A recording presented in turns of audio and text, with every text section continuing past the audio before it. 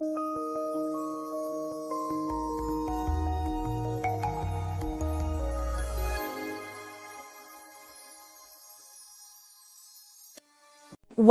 to AIBPM, the Association of International Business and Professional Management.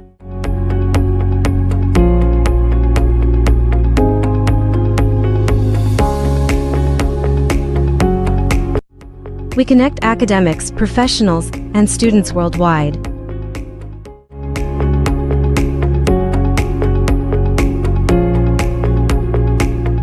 Through international conferences,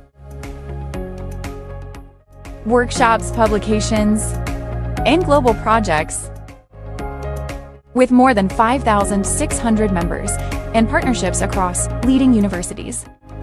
AIBPM is building a strong global network in education, business, and professional management. Hi, my name is Roland Perdana. I think this is a very good opportunity to join this conference.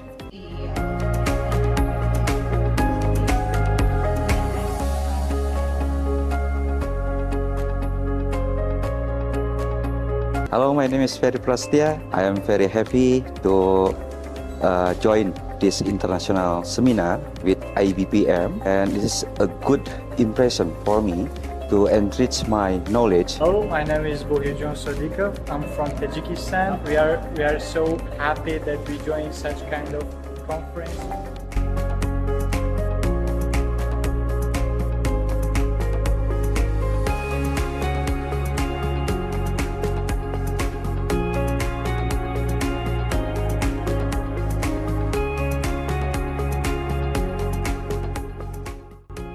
Join us and be part of the international movement.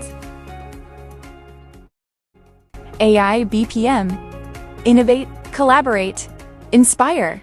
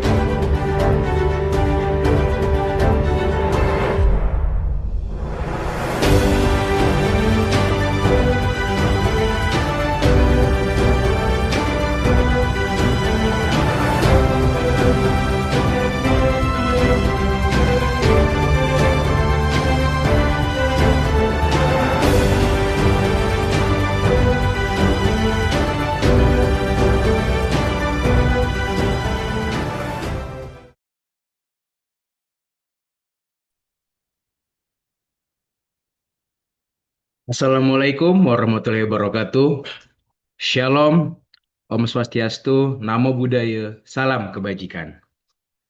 Ladies and gentlemen, before we start the conference, and in order to avoid any noisy sound during the conference, I would like to ask you to stay muted and please rename your Zoom display name accordingly to your role.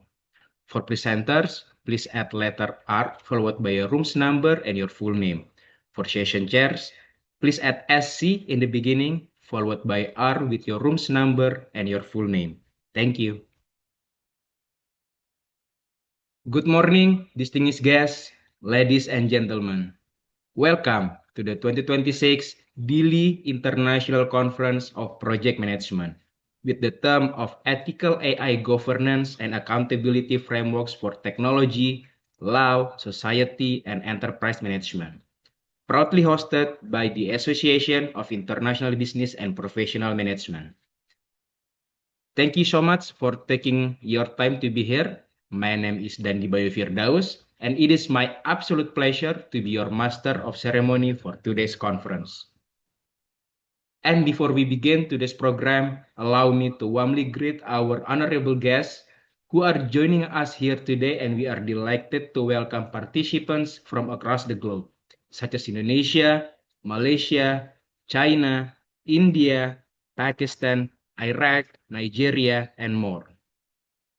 Also, it is our privilege to introduce our distinguished guest joining us today, which is Dr. Lim Gaisin as the President of AIBPM and Mrs. Ira Christiana as the Vice President of AIBPM.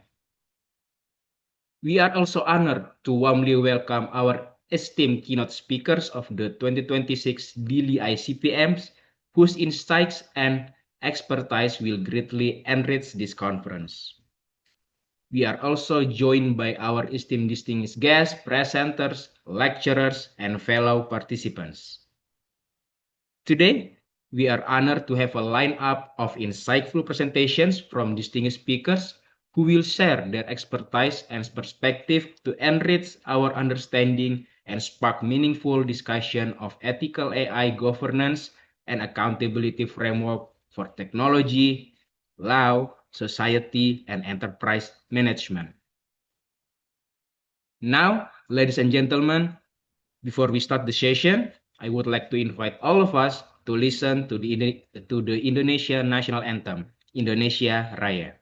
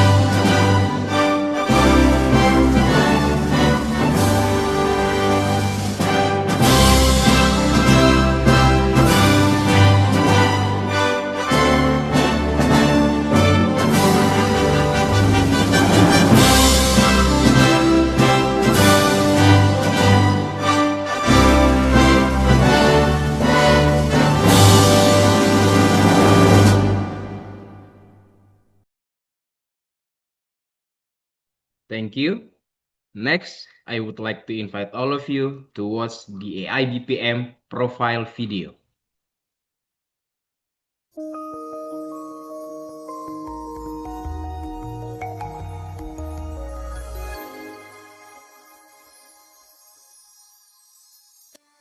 Welcome to AIBPM,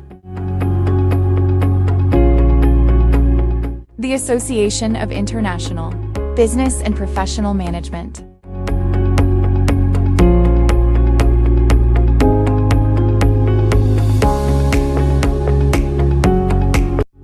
We connect academics, professionals, and students worldwide.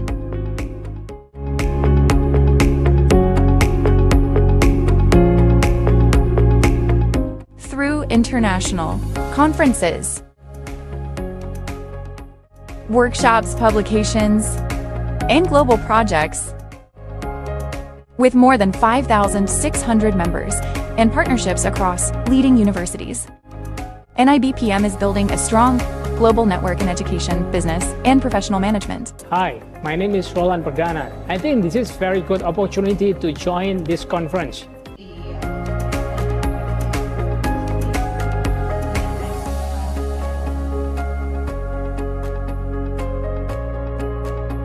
Hello, my name is Ferry Prastia. I am very happy to join this international seminar with AIBPM, and this is a good impression for me to enrich my knowledge. Hello, my name is Vijayakumar. I'm from Tajikistan. We are so happy that we join such kind of conference.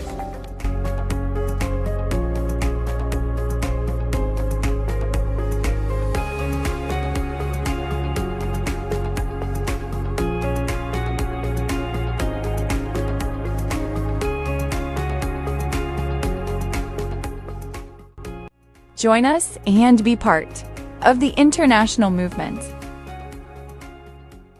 AIBPM. Innovate, collaborate, inspire.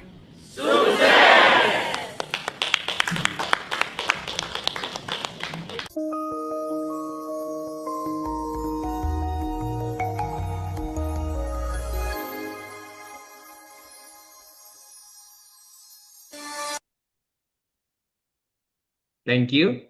Now we will continue with a special segment featuring greetings and congrats message from our keynote speakers for the 2026 Dili International Conference of Project Management. Please enjoy the video.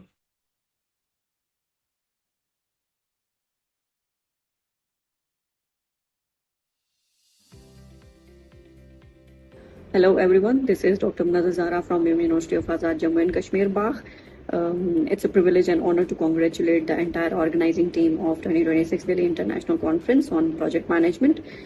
Bringing together experts and practitioners to the region is no small achievement, and your hard work is making real impact. I would also like to congratulate the dedication and professionalism of AIBPM team. Over the last 4 years, I have been part of AIBPM, and I have seen firsthand how promptly and consistently they share information with the participants and everyone involved, including us, the keynote speakers. The level of communication sets standards for how a professional conference should look like. And wishing you all the successful events ahead with great discussions, new collaborations, new connections, and lasting impact.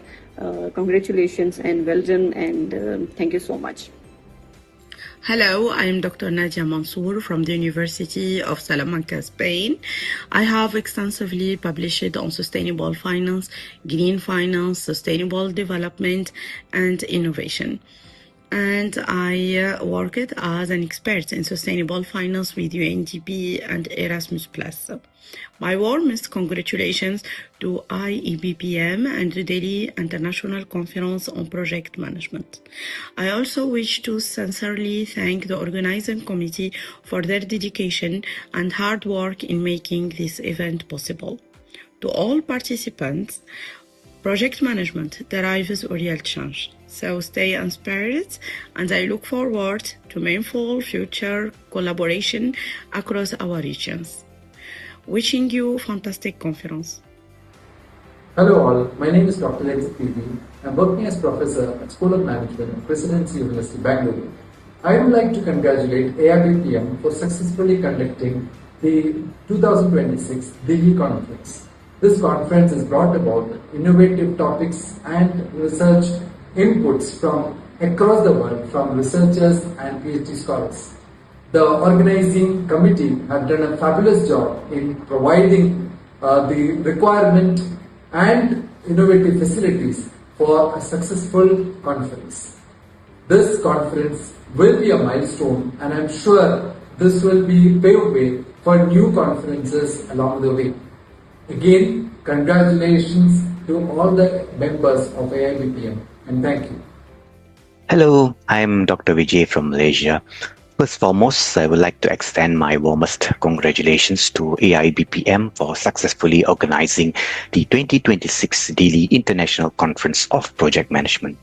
No doubt, the conference has provided an impactful academic platform for young graduates and also brings together scholars and practitioners all over the world to collaborate and exchange knowledge virtually and physically. Thank you to the organizing committee for perfecting this event. I wish AIBPM continued success and growth in upcoming conferences and academic initiatives. I am very happy to take part as well. Congratulations and well done to all.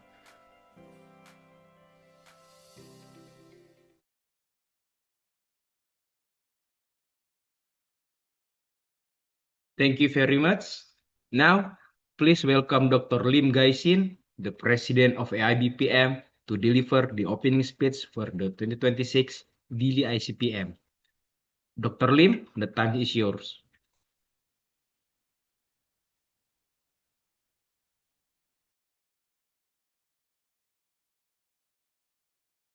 Good morning, everyone.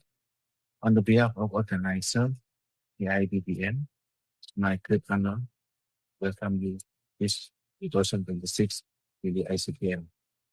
This conference brings all researchers, students, lecturers, and all the practitioners of this business to exchange knowledge, sharing the research finding, and discuss innovative solutions to challenges in our emerging world. This year, 2026 Dili ICPM, bring a topic. It is the ethical AI governance accountability for the technology, law, society, and enterprise management. This topic is to reflect the most critical global conversation today. AI continues to transform industry, education, finance, governance, and all everyday life. However, technology without ethical responsibility may create risks related to the privacy, transparency, fairness, accountability, and social inequality. Therefore, they have important questions, which is how fast technology evolves, but rather how can humanity ensure technology involves responsibility. This conference serves as a platform to explore this important discussion, bringing a perspective from project management, AI, business, law, sustainability, and public. We strongly believe that interdisciplinary collaboration is important to build ethical and supervision for the future technology. Today, we deeply honored to have many experts, keynote speakers from various countries and respected institutions who share value, insight, experience, and perspective. So allow me to express my appreciation to Professor Ranjit from India, Dr. Vijayakumar from Malaysia, Dr. Munazza Zahra from Pakistan, and Nadia from University of Salamanca, and Dr. Sharaja Udara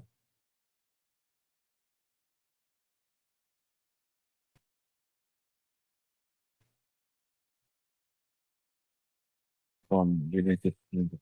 Thank you for your willingness to contribute and share the knowledge.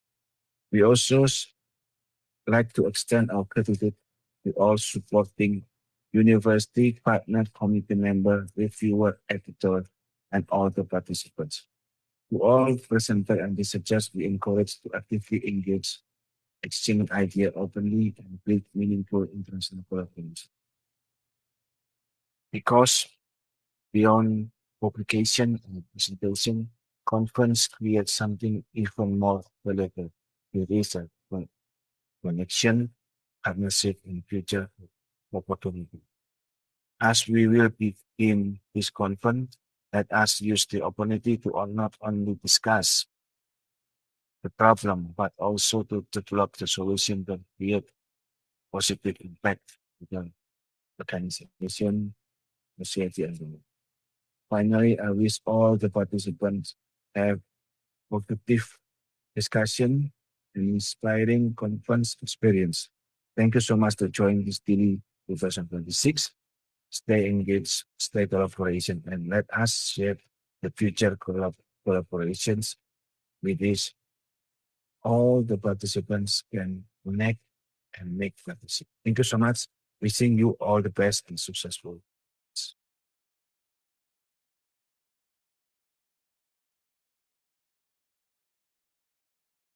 Thank you for the speech, Dr. Lim. We are really lucky to have such a great and remarkable people to support this conference. Now, ladies and gentlemen, we are very pleased to officially announce that the 2026 Dili International Conference of Project Management is now begin. Welcome to the 2026 Dili ICPM.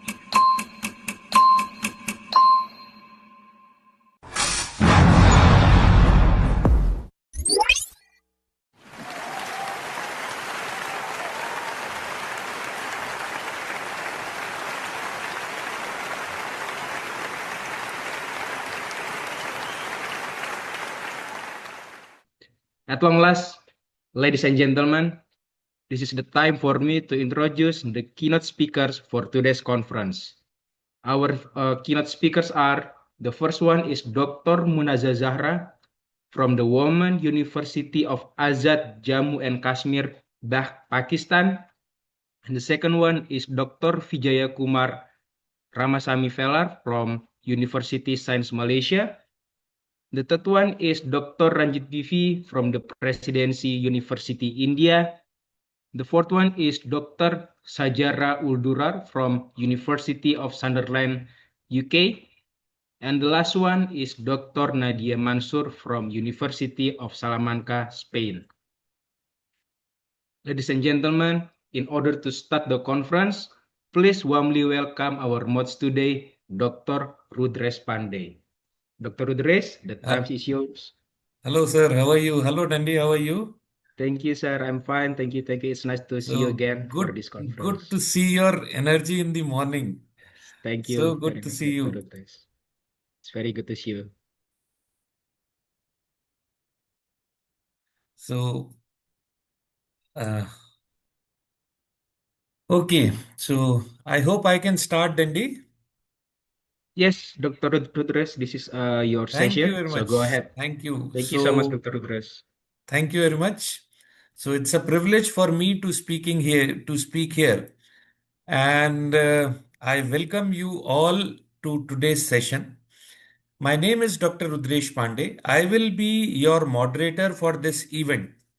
Before we begin, allow me to share few guidelines and provide an overview of our keynote speakers. But before I do that, I just want to thank people behind AIBPM and this conference, especially our hero, our North Star, our guiding light, Professor Limgai Sin, who's behind all these efforts of AIBPM. I have been working with him, I have met him, and I have been inspired by his energy. I also thank the team behind AIBPM. All you have seen Dandy, you have probably spoken or had a chat with Alicia, Ira, and all the team members. They are perfect in their job and they have been doing such a good work in organizing these conferences. So thank you team, thank you AIBPM team for bringing us together. We know in all these difficult times, in all the political and geopolitical problems which this world is facing, In this situation also, you are bringing us together and you are giving us a platform for deliberations and discussions. I think this is a great job. This is a good work which this world really needs. So let me tell you, we are honored to have five keynote speakers here. Dr. Munazza Zahra, Women University of Azad, Jammu and Kashmir, Bagh, Pakistan. Dr. Vijayakumar A.L. Ramasamy Velar, Universiti Sains, Malaysia. Dr. Ranjit P.V., Presidency University from India. Dr. Shazra ul Durar, University of Sunderland, UK. Dr. Nadia Mansoor, University of Salamanca, Spain.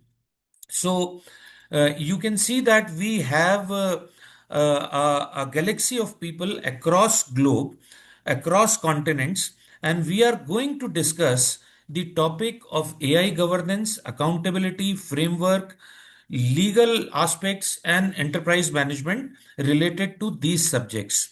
I want to bring few things before I start this, and I invite all my honorable speakers to set the tone. See, we have a lot of issues here that we are facing with AI. I want to give you an example. Let's suppose there is a problem which has come up with AI. Let's suppose there was a loan which was not sanctioned by the bank because the AI algorithm has not sanctioned it, but it was wrong. It was a mistake which was done by bank. Maybe there was a wrong prescription given to a patient, and there was a problem with patient. Maybe there are some other things which has happened because of AI. Now, who will take the responsibility? Who's responsible for this? The developer of the AI, the CEO of the company, or the algorithm itself? Whom will you punish? Now, these are the issues which this world is facing right now.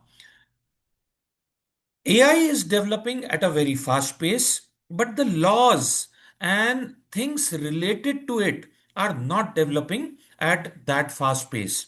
And that is why we are here. We are discussing this, and we have brought a lot of experts on this issue to deliberate on these issues.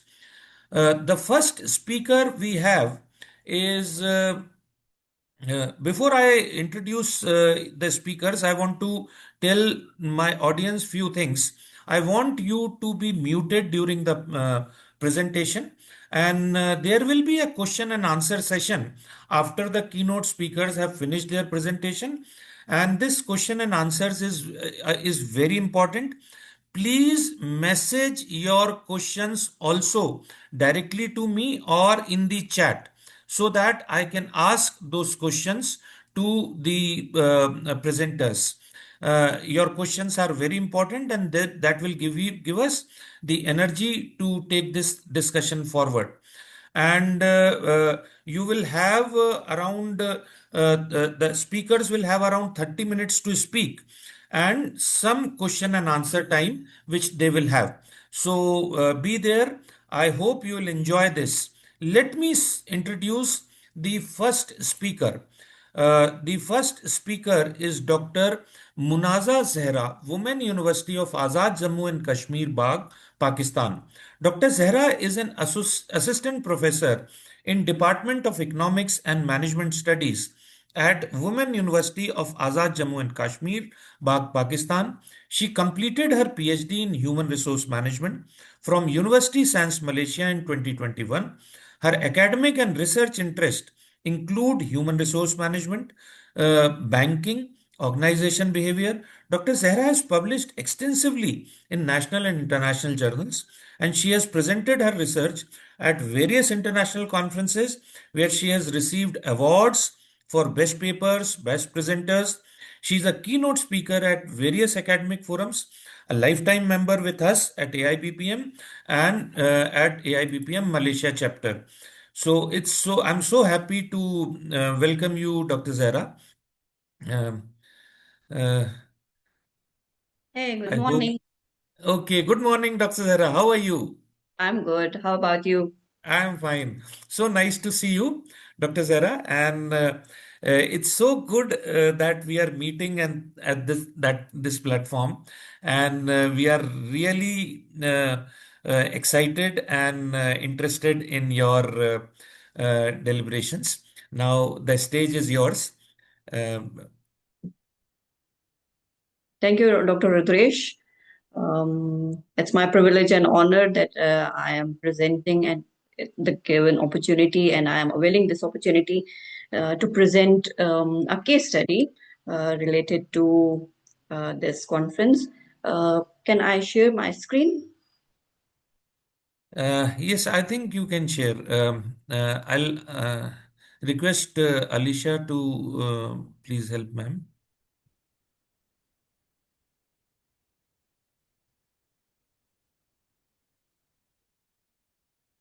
Dr. Munazza, are you cannot show your screen, or do you want to me to help to share Yeah, you the? can. You can.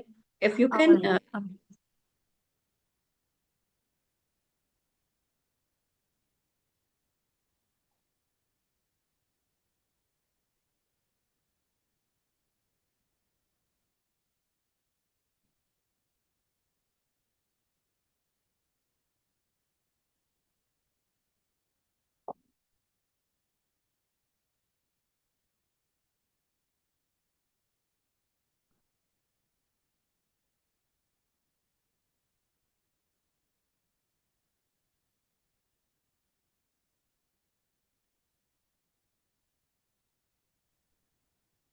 Alicia, if you can just make it full screen, that will be helpful to us.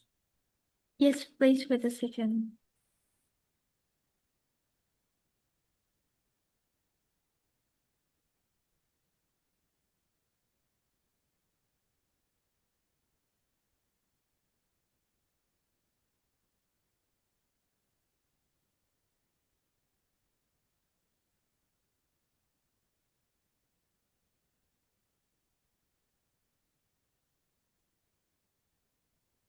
Okay, I think we're ready Yeah. to go. Okay, Dr. Zahra. Okay. Assalamu alaikum and good morning to everyone, and good evening who are seeing us from different regions of the world. It's a golden opportunity for all the researchers, academicians, and practitioners to come together and connect. And the topic for this conference is very relatable for today's world.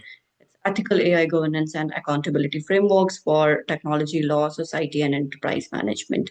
So I will share the case study related to Pakistan's perspective, its policy, the context, and the path forward. Also, we will share some insights from global perspective as well. So for today, our agenda is the AI revolution, global scale, and Pakistan stakes. Then we will discuss a little bit about Pakistan's AI policy, its six strategic missions and pillars, also a national roadmap. Then why governance matters, risk and real world failures, also global regulatory landscape and Pakistan's positions. Then we have five pillars of ethical AI governance and AI governance in Pakistan related to law, society, and enterprise. Then we have accountability frameworks and implementation roadmaps, and then Pakistan's fast path forward opportunities and call to actions. So for AI revolution, uh, first we will discuss the Pakistan's landscape about AI, Pakistan digital economy and AI opportunities. In Pakistan, AI market size project for 2025 is approximately $949 million. And this is per Statista 2025 record. Also, the projected AI market size by 2030 at 27.76 CAGR, which is compounded aggregated growth rate, sorry. This is about $3.23 billion. And then almost 64% of Pakistan's population is under 30 years old, which is according to PIDE, which is Pakistan Institute of Development Economics, and they have shared their data. Also, it's a privilege that Pakistan's global rank of freelance economy as number 4. So this is also making it much more riskier, and opportunities are there, but there should be accountability too. So we are flourishing in freelancing, but we need to be very vigilant.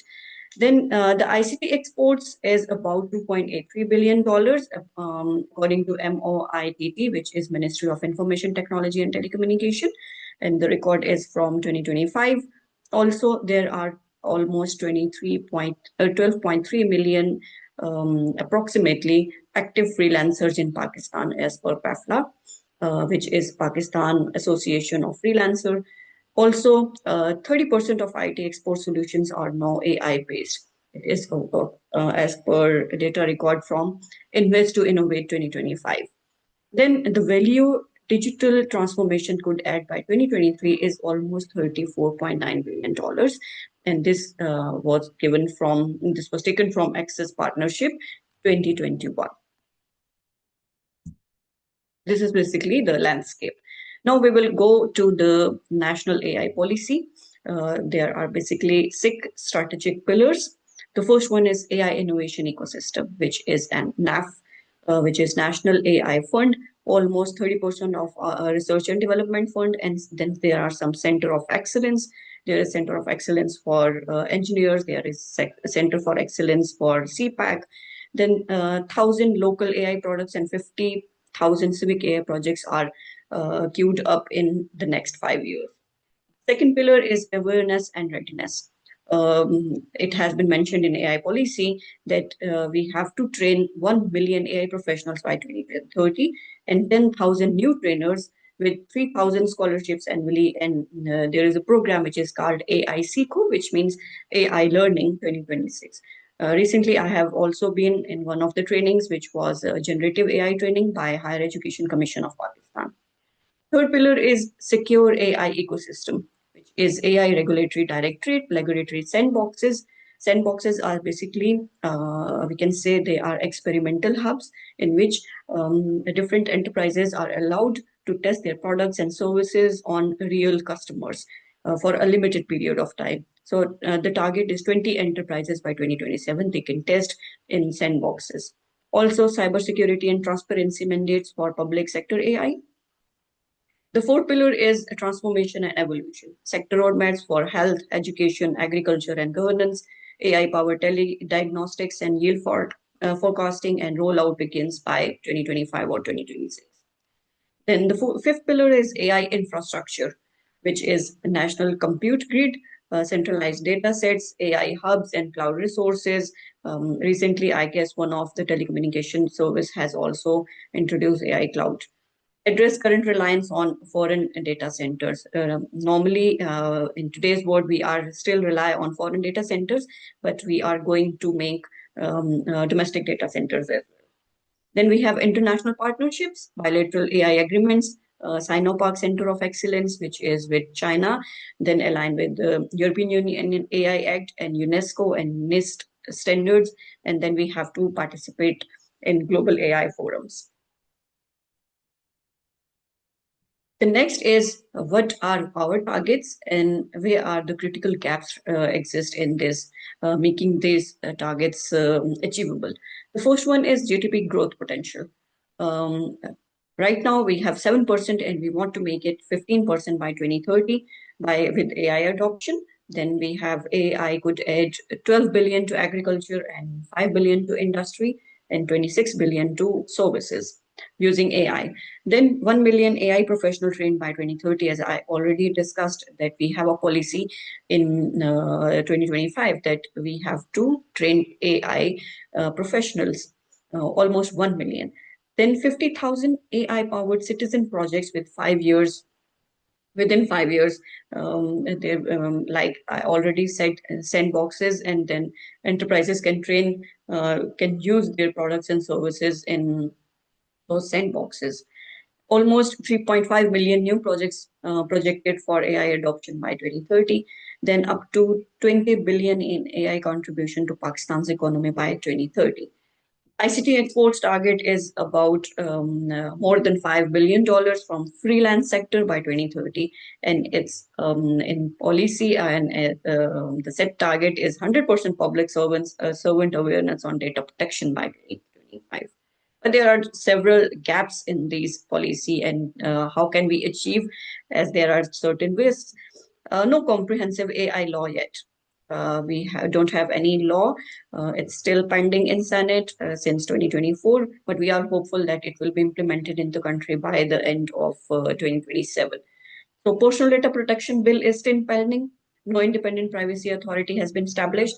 Research and development spending is only 2%, which has to be more than 2.5%, as the global average is almost 2.63%.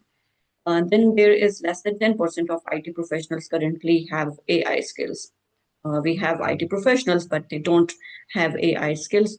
But now, as the policy has said that AI CCO and generative AI programs by HEC International Higher Education Commission have been launched. So I hope that we have IT professionals with AI abilities. No domestic data centers, as I already said, that we rely on foreign infrastructure, which limits our AI sovereignty. Then we have PICA 2016 amended in 2025. PICA is Pakistan. It was Pakistan Regulatory Association in 2016. They have prepared a bill, but it was amended in 2025 to criminalize fake information. Rights group warned the chilling effect on speech. This big bill was amended in 2025, said if you share any fake information, there will be some serious consequences. Then electricity shortages and connectivity gaps in rural areas impede equitable access. There are several gaps related to electricity shortage and connectivity.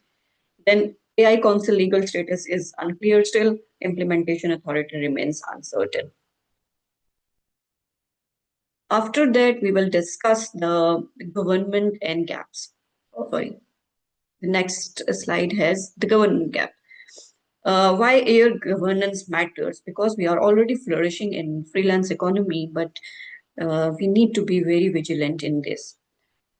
There are several gaps related to governance. Only 35% of companies have an AI governance framework in place. Only 31% have comprehensive enterprise-wide AI governance. Also, 67% of enterprises lack full visibility into AI tools usage. There are shadow AI. Then less than 20% conduct regular AI audits for compliance. Only 58% have conducted even a preliminary AI risk assessment, and only 23% can quantify AI productivity gains with hard data. Now I will share that this is not the case with Pakistan only. We have some real world failures in AI and its governance also. The first one is Amazon AI hiring tool, the systematic discrimination against women as per Reuters. This case was it was implemented in 2018, I guess, and they have taken a record of almost 10 years. The CVs and the resumes they received were mostly male candidates. So the AI did an algorithm, and the AI removed the name women or somewhere in female. They removed the resume and only shortlist the male candidates. This was a major failure at that time. Then the second one is facial recognition. High misidentification rates for people of color across multiple studies. There were discriminations in white skin and other skin colors. Then Air India chatbot case was very prominent on those days, in which one of the person used chatbot and the information was incorrect, and he sued the company, and the company said that AI is a separate entity, but the court decides that this is not a separate entity. The human error is always there, and human are liable. Then the deepfakes in elections like California mandate content removal. They removed some of the videos that were said to be the fake videos or AI generated videos. So it was also a mess at that time. In case of Pakistan, Islamabad's AI-powered safe city surveillance raises transparency and due process concerns. No published governance framework exists at that time. So there was a safe city project, and the AI-powered safe city project uses surveillance, but there were no process and no protocols followed for this. So it also creates some serious concerns. After that, we will discuss about the next slide. Yeah, the global AI governance frameworks at a glance. There are different frameworks that are right now acting. The first one is European Union AI Act, which is very comprehensive, legally binding AI regulation, risk bias tiers, unacceptable, high, limited, and minimal, and then bans social scoring, strict controls on high risk AI, general purpose AI obligations from August 2025. Then there is an act by US in 2023. It was implemented volunteer risk management framework. It has 4 functions, which were govern, map, measure, and manage, widely adopted by US federal agencies and enterprises for structured AI risk oversight. The third one is UNESCO recommendations. It was implemented in 2021. Almost 194 states are globally impacted in this. First ever global AI ethics standard, 10 core principles, including safety, privacy, transparency, and human oversight. Human rights center approach and applicable to all member states. As already I discussed, AI policy for Pakistan, which has 6 strategic pillars. Then we have AI mission for India, which is replaced. Sorry, there was a mistake in these slides.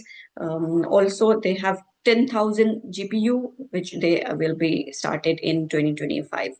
Then we have generative AI measures by China. They have also started different missions, and they also used to cover these things by their AI Governance Act and frameworks. Basically, we have 5 pillars for ethical governance. The first one is transparency. AI decisions must be explainable. Pakistan's national AI policy mandates clearly states transparency and disclosure of AI systems in the public sector, a critical first step toward public trust. The second one is fairness and non-bias. Eliminate discrimination in AI outcomes. With 64% of Pakistan population under 30 bias in education or employment, AI carries outsized societal risk at national scale.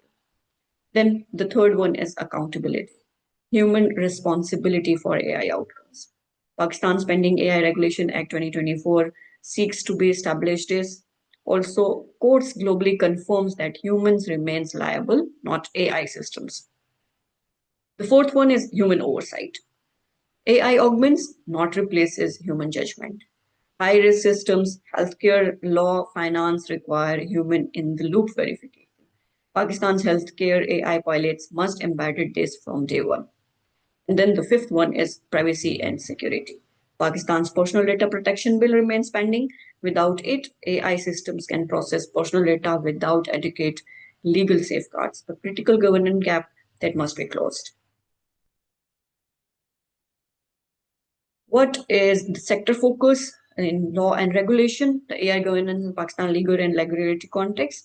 Pakistan's legal AI governance imperatives are, we don't have any AI Act right now, but there is a framework. The bill is in Senate since 2024, and it will be implemented by the end of 2027. Data protection bill is still pending. SEC sandboxes are also in process, and there are different actions. There are different articles that are implemented. Like we have privacy article 14, and then we have article 19 for free expression.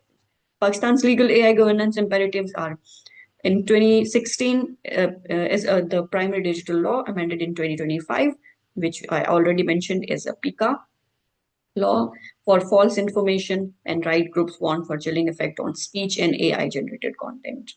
Then personal data protection bill must be enacted. AI systems processing personal data currently operate with inadequate legal safeguards.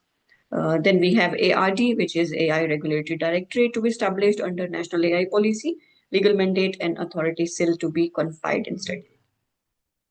CCP, which is Security and Exchange Commission of Pakistan, already operates a regulatory sandbox for fintech AI, a model for broader AI sector sandboxes targeting 20 enterprises by 2027.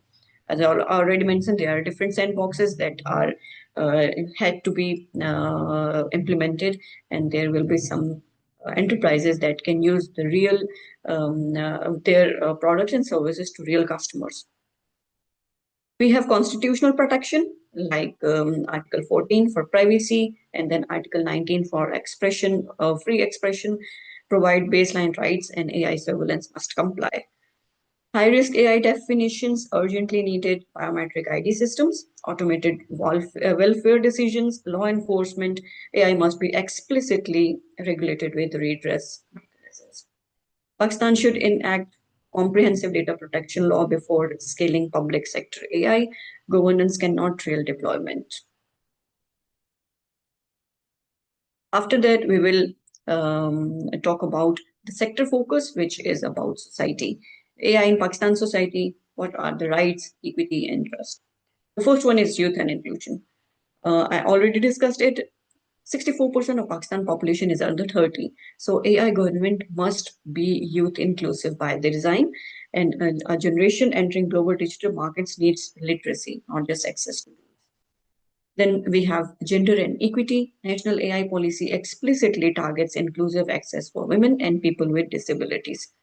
AI bias in hiring, credit, or education could entrench existing inequalities with strong governance. Then the rural-urban digital divide. Internet connectivity and electricity shortages in rural Pakistan and structural barriers. AI governance must address access, equity, inclusion. First posture is a core policy commitment. The fourth one is deepfakes and misinformation. As it has been mentioned that PICA 2025 has been amended and it criminalized false or fake information. AI-generated deepfakes pose real democratic and reputational risks in Pakistan. Media environment, technical governance needed alongside legal provisions. Then we have, as Pakistan is an agriculture-intensive country, so AI in agriculture is very important. Pakistan's agriculture is 19% of GDP, could gain 12 billion via AI-powered yield forecasting, pest detection, and supply chain optimization. Governance must ensure farmer data rights are protected. Then we have safe city and surveillance. Islamabad's AI-powered safe city program is live. Without published governance frameworks, transparency requirements, or redress mechanisms, it raises serious concerns about privacy and proportionality under Article 14. Now we will discuss about enterprise and freelance economy, which is one of the main theme of this conference. Pakistan's AI-powered enterprises from freelancers to industry. Pakistan is on number 4 as a freelance economy. 30% of IT export solutions already incorporate AI. Almost 60% plus people are increase in completed tasks and using GitHub. GitHub is a platform for coding. So you can use your codes, you can maintain the privacy, you can make them public so that other people can also use and implement in their different projects.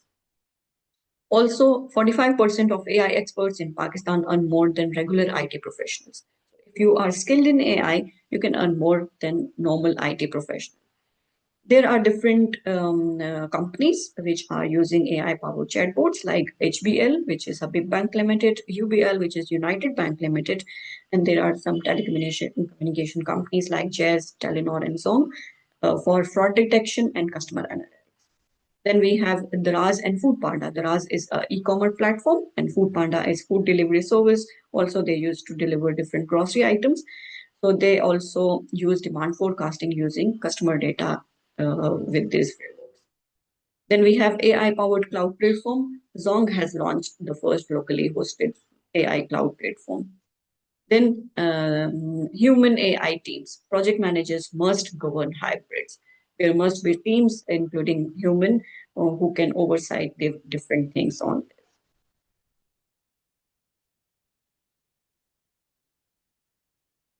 Okay, so now ethical AI in project management, how can we relate with this and how can we take it as an opportunity?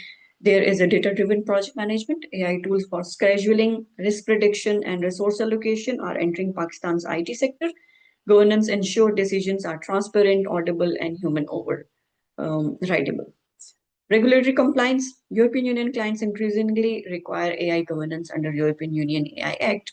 Pakistani project managers managing international projects must understand and document AI use to maintain global contracts. Also, the cross-cultural governance. Pakistan manages projects across Gulf, US, the European Union, and domestic contexts. AI tools trained on Western data may embed biases. Project managers must access cultural fit and fairness of AI outputs. Then accountability in teams. Distributed agency in AI-assisted projects raises accountability questions. Pakistan's current regulatory gap makes internal governance framework even more critical for project managers. Then AI literacy for project management. Pakistan's AI policy target 1 million trained professionals. Project managers are also the priority of this cohort, not to engineers AI, but to evaluate outputs, detect bias, and apply ethical judgment to AI-assisted decisions. Then we have Agentic AI by 2018. Gartner 1 by 3 of enterprise software will include agentic AI, making up to 15% of decision autonomously. Pakistan's IT project managers must build governance frameworks now, not for after deployment. Now, those who are trying to start up and are making their own companies, building an AI accountability framework, you must govern. Establish an AI governance board within your organization, align with Pakistan's ARD when it becomes active. Appoint an AI focal person, create escalation procedures now, and don't wait for legislation to catch. The second one is map. Inventory all AI tools in use, including shadow AI, map data flows, assess compliance with PICA, sector rules, and then pending data protection bill. Visibility is a prerequisite to governance. You don't have to hide things, you have to make things visible where they are necessary. Then the third one is MIRE. Conduct bias audits and impact assessment for high-risk AI document AI decisions. Only 20% of our organizations globally do this. Pakistan enterprise must lead, not lag on MIRE. Then fourth one is manage. Implement human-in-the-loop protocols for health, legal, financial, and governance AI. Build Security and Exchange Commission of Pakistan sandbox-style controls, align vendor contracts with data sovereignty requirements, and then report. Be transparent about AI use internally and externally. Public sector AI must be disclosed under Pakistan's national AI policy. International clients may require European Union AI Act compliance. Prepare proactively. There are different things that Pakistan must remember, and the neighboring country, and or those who have the different landscape like Pakistan. Pakistan National AI Policy 2025 is a landmark, but policy without law is aspiration. The Regulation of AI Act and Personal Data Protection Bill must be enacted urgently to give governance real force. Also, Pakistan's youth dividend is an AI governance opportunity. 64% under 30, 2.3 million freelancer, 2.83 billion in ICT exports. This talent base needs AI literacy and ethical frameworks to compete and lead globally. Governance gap are real and costly. No domestic data centers, less than 10% AI skilled IT workforce. Research and development at 0.2% of GDP is very low. Pakistan must close these gaps and translate policy ambitions into measurable outcomes. Then human accountability is non-negotiable in Pakistan as everywhere else in the world. Courts, regulators, and constitutions are clear. AI does not bear legal responsibility. Oversight must be embedded, not bolted on after deployment. Start now, build continuously. Pakistan is at the threshold. The gap between AI leaders and laggards is widening globally, and governance is foundation of sustainable AI growth driven. What will be the future? And AI future starts with governance all. Enact the Future Act Protection Bill and AI Regulation Act. Governance must not trail deployment. Invest in AI literacy. Train not just 1 million professionals, but professionals who understand ethics and accountability. Build regulatory institutions first. ARD, AI Council, and sandboxes must be operational, not just aspirational. Leverage the youth dividend responsibly. 64% under 30 is a governance opportunity. not just a workforce statistic. Aligned with international frameworks, European Union Act compliance is now a business requirement for Pakistan's global IT experts. Make ethics a national competitive advantage. Trusted AI Pakistan's path to high value global partnerships. That's all from my side. There are different references that we have used in this case study. If you have any question, you can put. Okay. Thank you, ma'am. Such a nice, informative presentation, and you have really covered aspects which are very important for AI these days. You covered law, you covered research and development, how countries and our lawmakers are looking at these things. You also gave a lot of examples, not only from Pakistan, but from different countries. Very interesting was Amazon example, which you gave, where AI itself was discriminating against women's. So I think that gives us a scope that we have to be very clear when it comes to accountability and law. You spoke of ethical AI. I think this is one of the most important factor right now.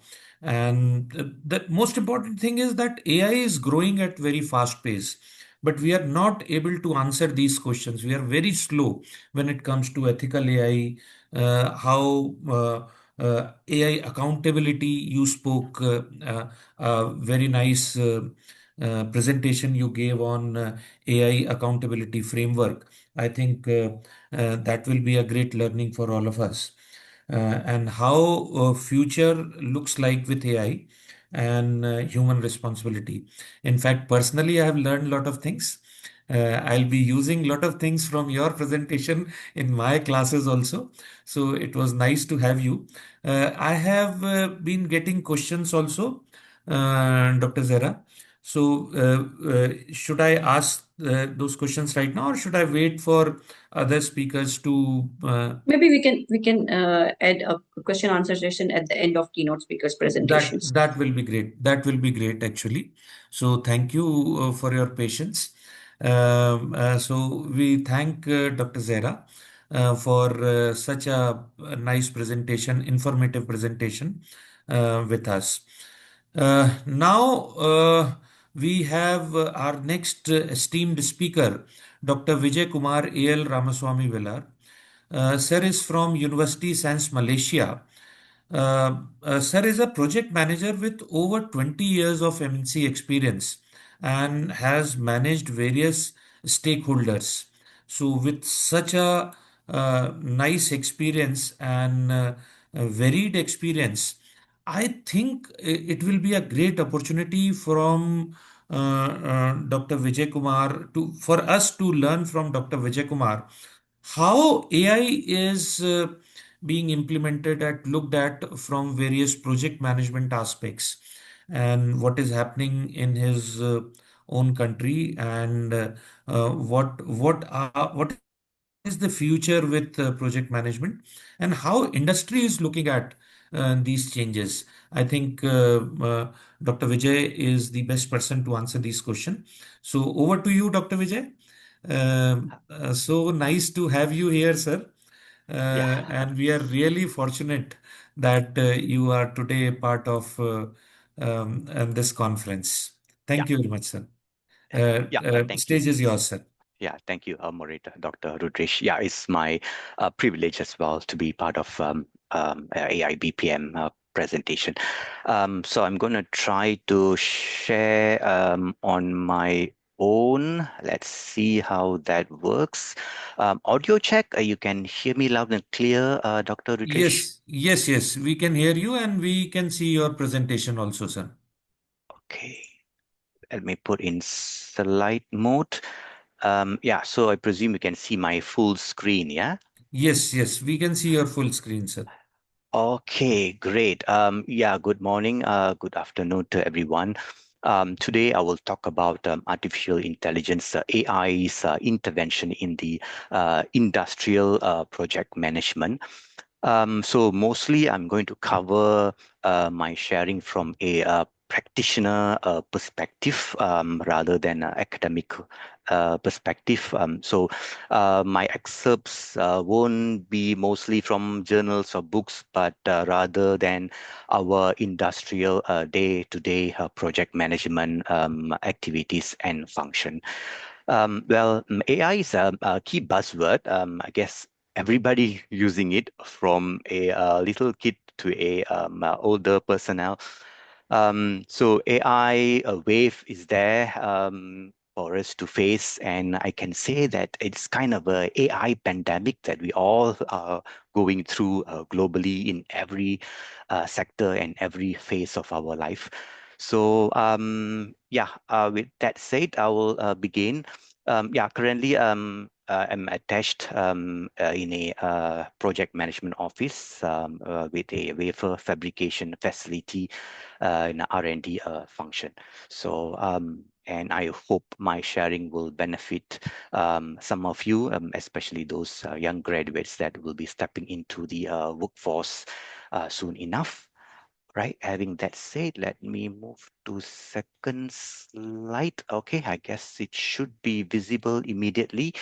Before I go into a practical world, I would like to highlight three, maybe I would say a news that is interesting about AI and project management. First, APM. APM is the Association of Project Management. Last year, they released an article claiming that 70% of project management professionals say that their organizations are actively using AI, while 29% more are planning to do so.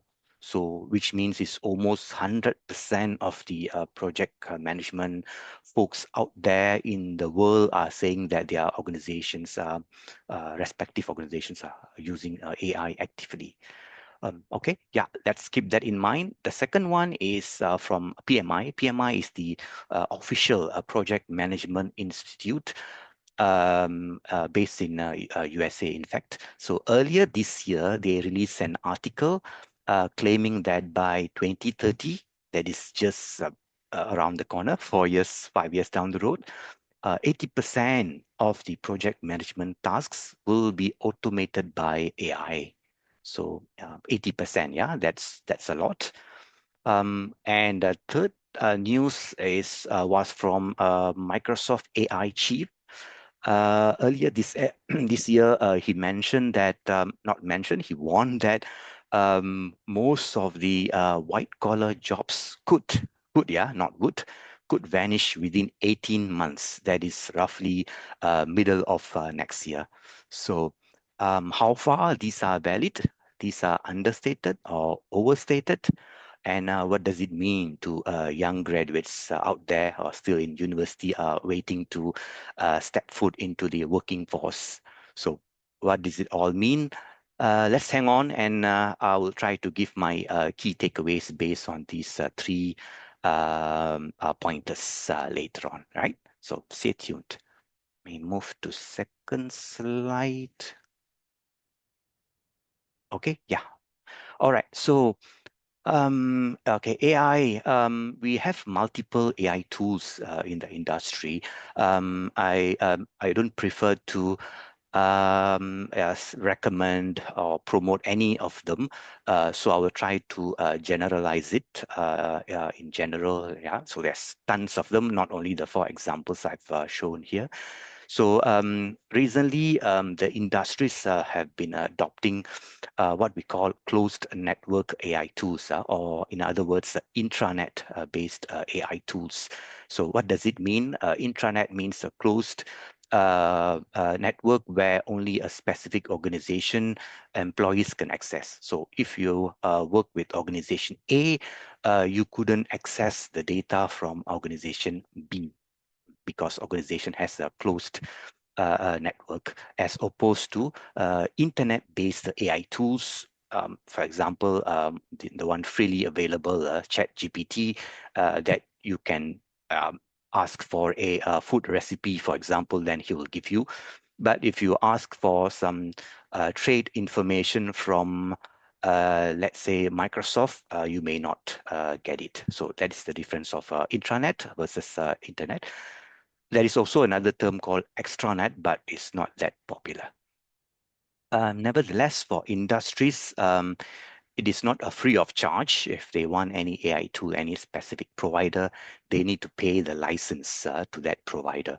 So if your organization is a large organization, then the company need to spend quite a lot of money for a license procurement. So yeah, that is one of kind of a barrier for smaller industries at this point of time. So in the advantage of a intranet-based AI tools is that your company information will stay within the company. Important to protect your trade information, your IP protocols, intellectual property is what I mean, as opposed to intranet.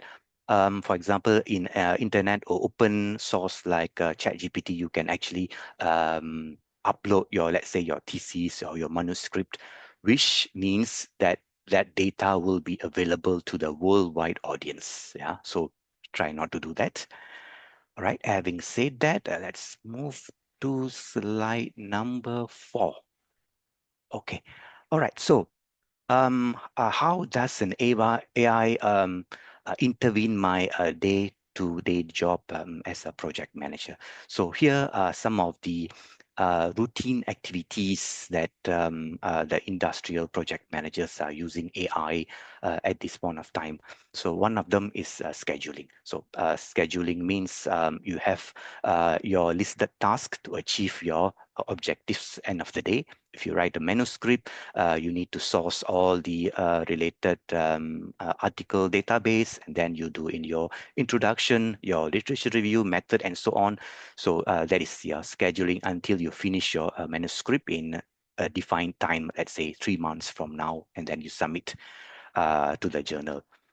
And how about reporting presentation? Reporting could be in any format, Excel or Word. And the most famous presentation method is, of course, the PowerPoint. You can actually use AI to assist you in terms of these two preparations. Excel computations is pretty common, and you also use it in your college or universities for macros, for VLOOKUP, XLOOKUP, and so on. And how about the lessons learned?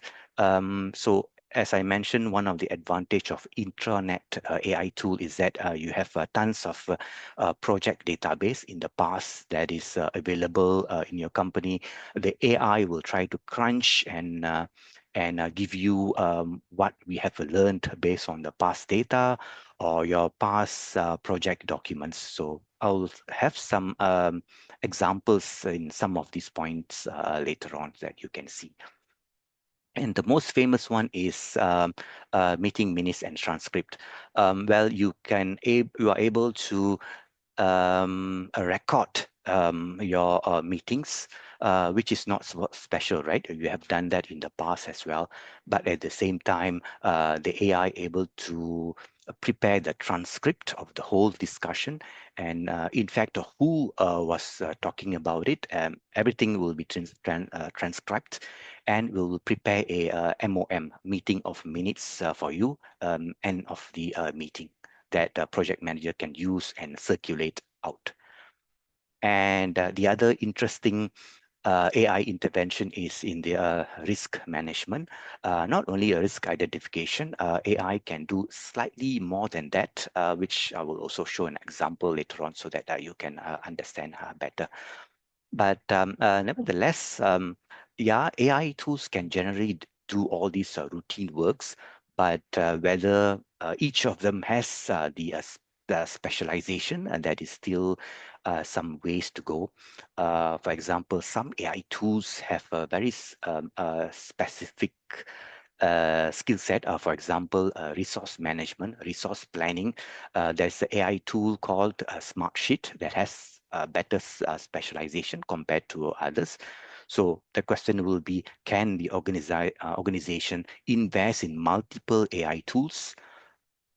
Imagine if your company is big, then you need to acquire so many licenses. So at the moment, this is also a industrial barrier to widely use AI tools to the max. Okay, having said that, we can go to next slide.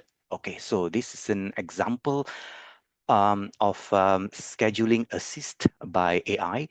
So you can see on my left, I have this list of activities. Of course, you need to give input something to the AI. You need to give your, let's say, project charter, your list of activities, and then it will try to and of course, you need to give it the duration, the time taken to complete each task, and he will give you this nice Gantt chart.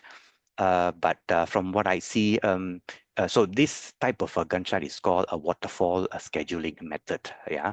So AI is really good at this, but AI at this point of time, AI is struggling a bit when there is a predecessor scheduling requirement where one task is tied to the other task, and so, we call it predecessor and successor linkage, right? So this is something that AI is still a bit struggling, but for a start, yeah, AI is able to do this for you. Okay, and then we go to next slide. Okay, it's changing. And now you can see the lessons learned compilation assist. There are two formats I've provided.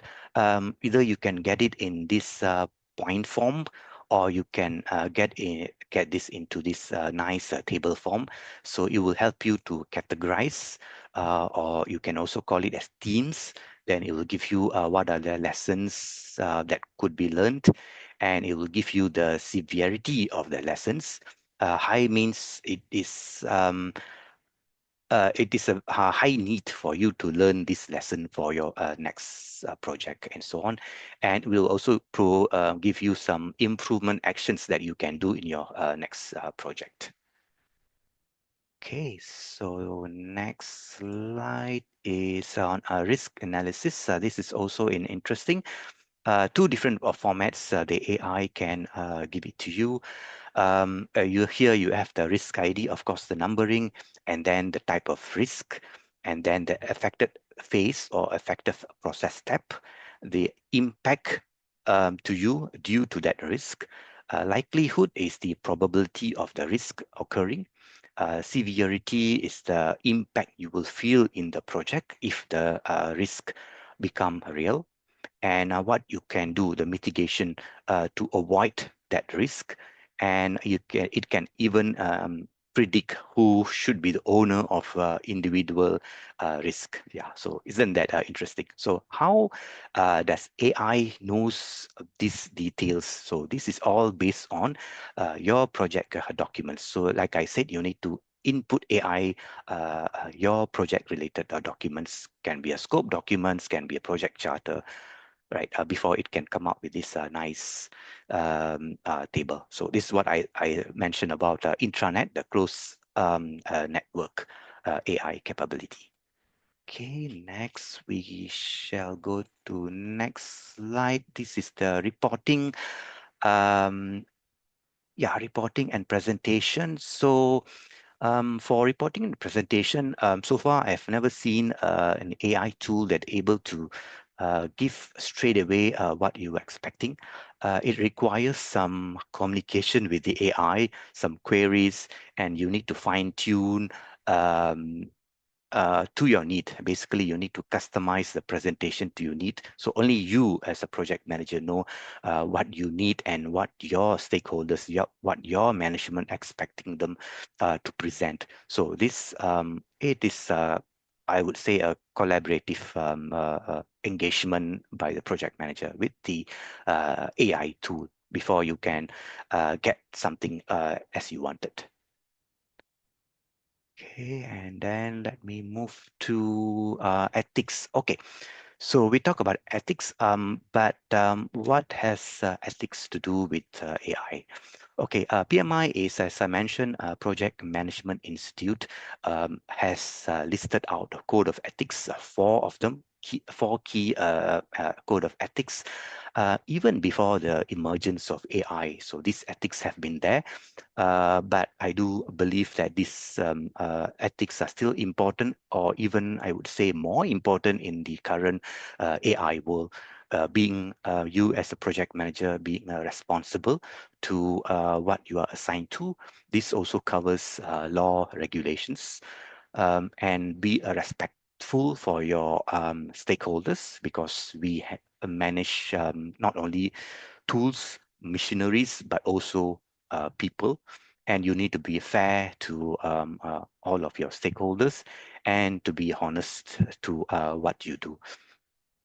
Okay, so AI data, you shouldn't be using it wholesomely. Yeah, like I mentioned for the earlier slide, let's say you want to do any presentation, you need to customize what they give you. And earlier I talked about transcript. AI is giving you the transcript. But normally, I've seen a lot of mistakes, spelling errors. So why does it happen? Especially when your native language is not English. The AI tends to get confused with your local or regional dialects, accent, and so on.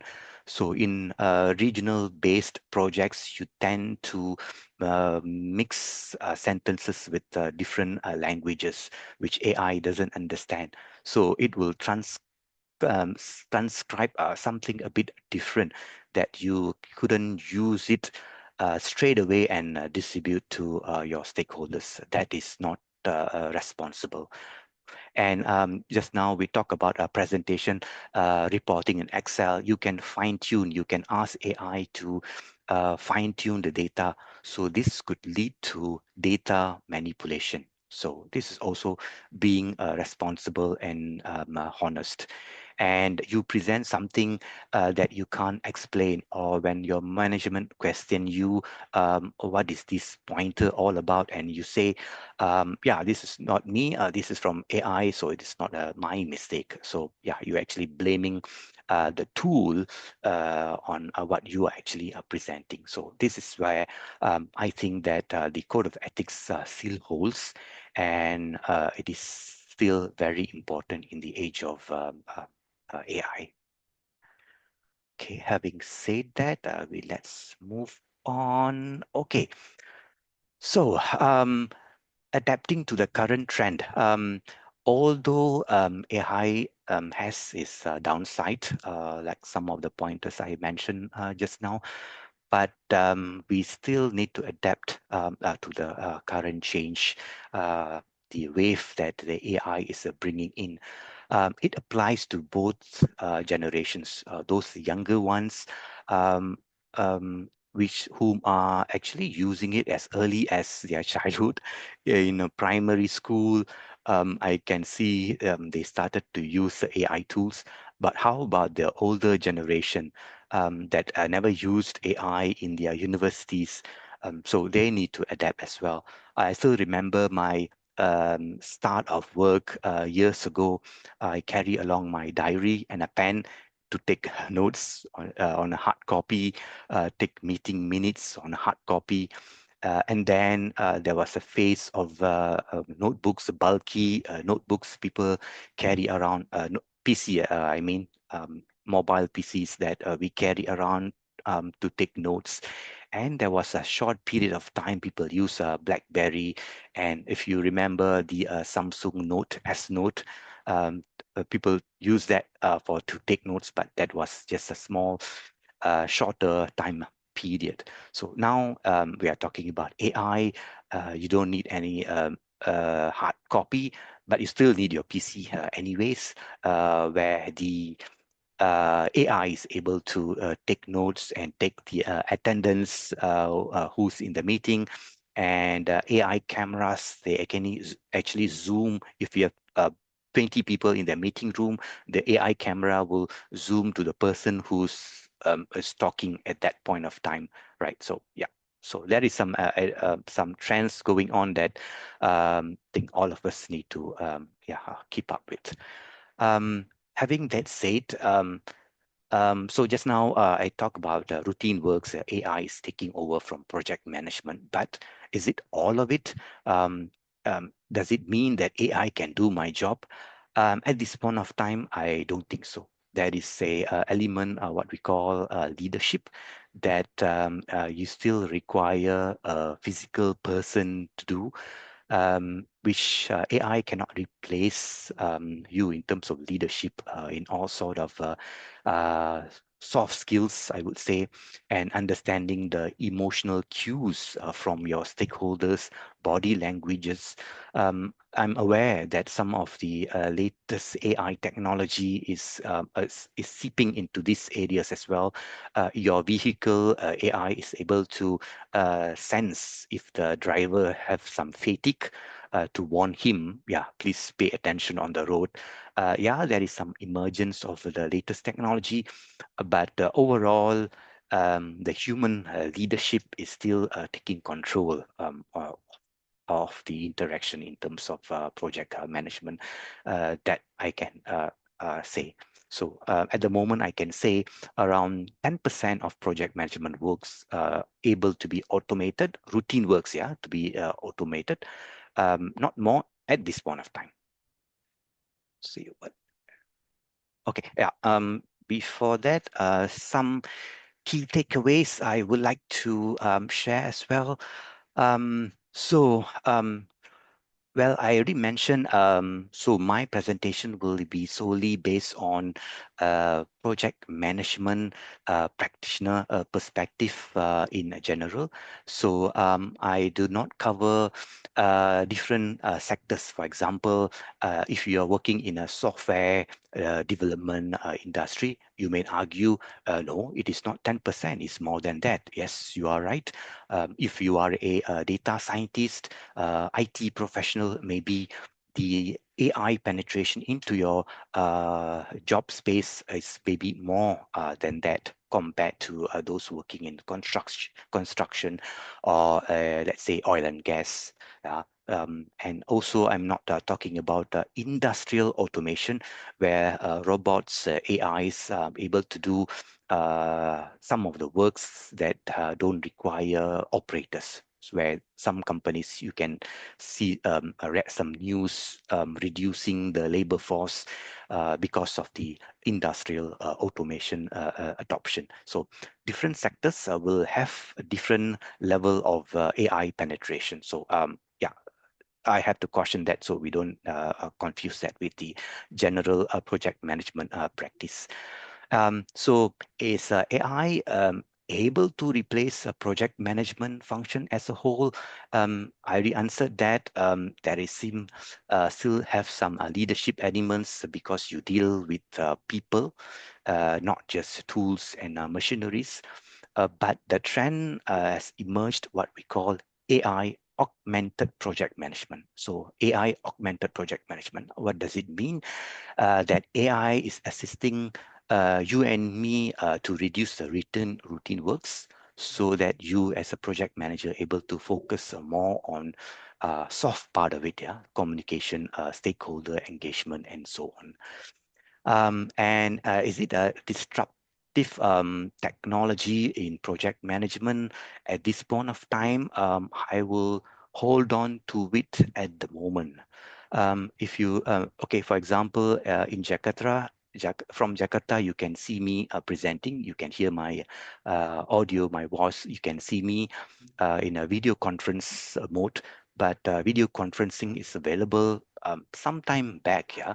If you remember, a few years ago, there was a virtual reality that was expected to be a disruptive technology, but it is not that widely penetrated as we thought some years ago. Yeah. So at the moment, AI, yeah, we can hold on to it.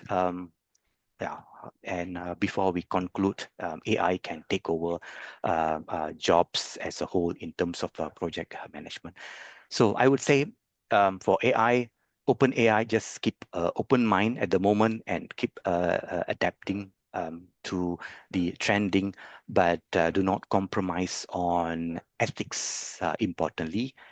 And as I promised, I will go back to the 3 pointers here and give my takeaways as a practitioner. Firstly, 70% or even up to 100% usage, organizational usage of AI. Yes, as a big companies, they are doing that. But as I mentioned, the smaller companies are struggling a bit due to the licensing cost. That is one of the entrance barrier at the moment. But the level of penetration overall for project management professional, yes, it is true. Almost 100% usage of AI is being seen. And the second pointer, 80% of the tasks able to be automated by AI in 5 years down the road. So I don't want to comment what's going to happen 5 years later. Anything can happen. But as of today, now I would keep 10%, 15% the most. And the third point about the Microsoft AI chief's warning about white-collar jobs. White-collar job, like I mentioned, different industries will have different comment. IT versus construction, there is a big difference. But vanish within 18 months, no, I would say for project management. So far, I've never seen an organization that says they are reducing project managers or project management staff due to AI. We are not there yet at this point of time. So I always keep saying at this point of time, at this juncture, because we never know what will happen 1 year or 3 years down the road, right? Yeah. So with that, I hope I have given some practical examples and situations to benefit all of you. With that, thank you. And back to the moderator, Dr. Rudrish. Thank you, Doctor. Thank you. This was such a nice presentation and micro view on project management. In fact, it's always very interesting and good to hear from a practitioner's point of view. And what actually is happening with AI, we hear a lot of things about AI. And as you said, there have been people who have been talking that all white collar jobs will go, and maybe 80% of the activities will be taken over by AI. But what actually is happening when it comes to industry and when it comes to project management? And you gave a very good account of it. You also spoke about how information is shared and how intranet works. I think that's a very good takeaway from your lecture. Because this is one of the very practical aspect of artificial intelligence. When you are sharing a lot of data with artificial intelligence and you are worried that if that data can be shared with your competitors. Also, you spoke about how AI is adopted, and that's basically a black box. We don't know how companies are adopting AI. So I think it's a wonderful presentation. And what were the problems with AI actual industry is facing right now? As you said, that predecessor data which was there is not used, and you spoke about risk, you spoke about ethics, and I think that was a common platform with the previous speaker, where she was talking about risk and ethics and how AI intervention is done. In fact, this reminds me with for a conversation which I had, a very interesting conversation which I had with my colleague who works on project management, and she told me that you these days you don't sit in an aeroplane which does not have a autopilot. Autopilot is something which is necessary for safety and security of every aeroplane. But will you sit in a aeroplane which just have autopilot and don't have people. Pilot. So obviously, we cannot imagine sitting in a aeroplane which do not have pilots, and it is just run on with autopilot. So I think this is the situation with AI these days, that it's a tool, it's a necessary tool. Sir, I think I have few questions. If I can ask you right now, Sure. and that will be Yeah, we can do it now. time saving. I think you being such a busy person, sir, taking out time for us is very important. So basically, uh, there's a specific question, sir, like which project management functions do you believe will remain under human supervision? I would request the team to kindly remove the PPT, Alicia or Dendi, if you are hearing. You can remove the PPT. I think Okay. that Yeah, is I think. done now. Yes, sir. So, Did I remove it? Okay. yeah, the question here is that it's a very specific question that people are asking, that what will remain under human intervention, because there's a lot of misconception also about AI, that suddenly we will lose our jobs, or maybe Yeah. everything will be taken over by AI or something Mm, like this. So, mm. as your practical experience, maybe after 5 years or maybe after 10 years, what do you think after 10 years will still be under human supervision, even if we have all the developments on AI, agentic AI, and all other developments? So, what is your opinion, sir? Yeah, I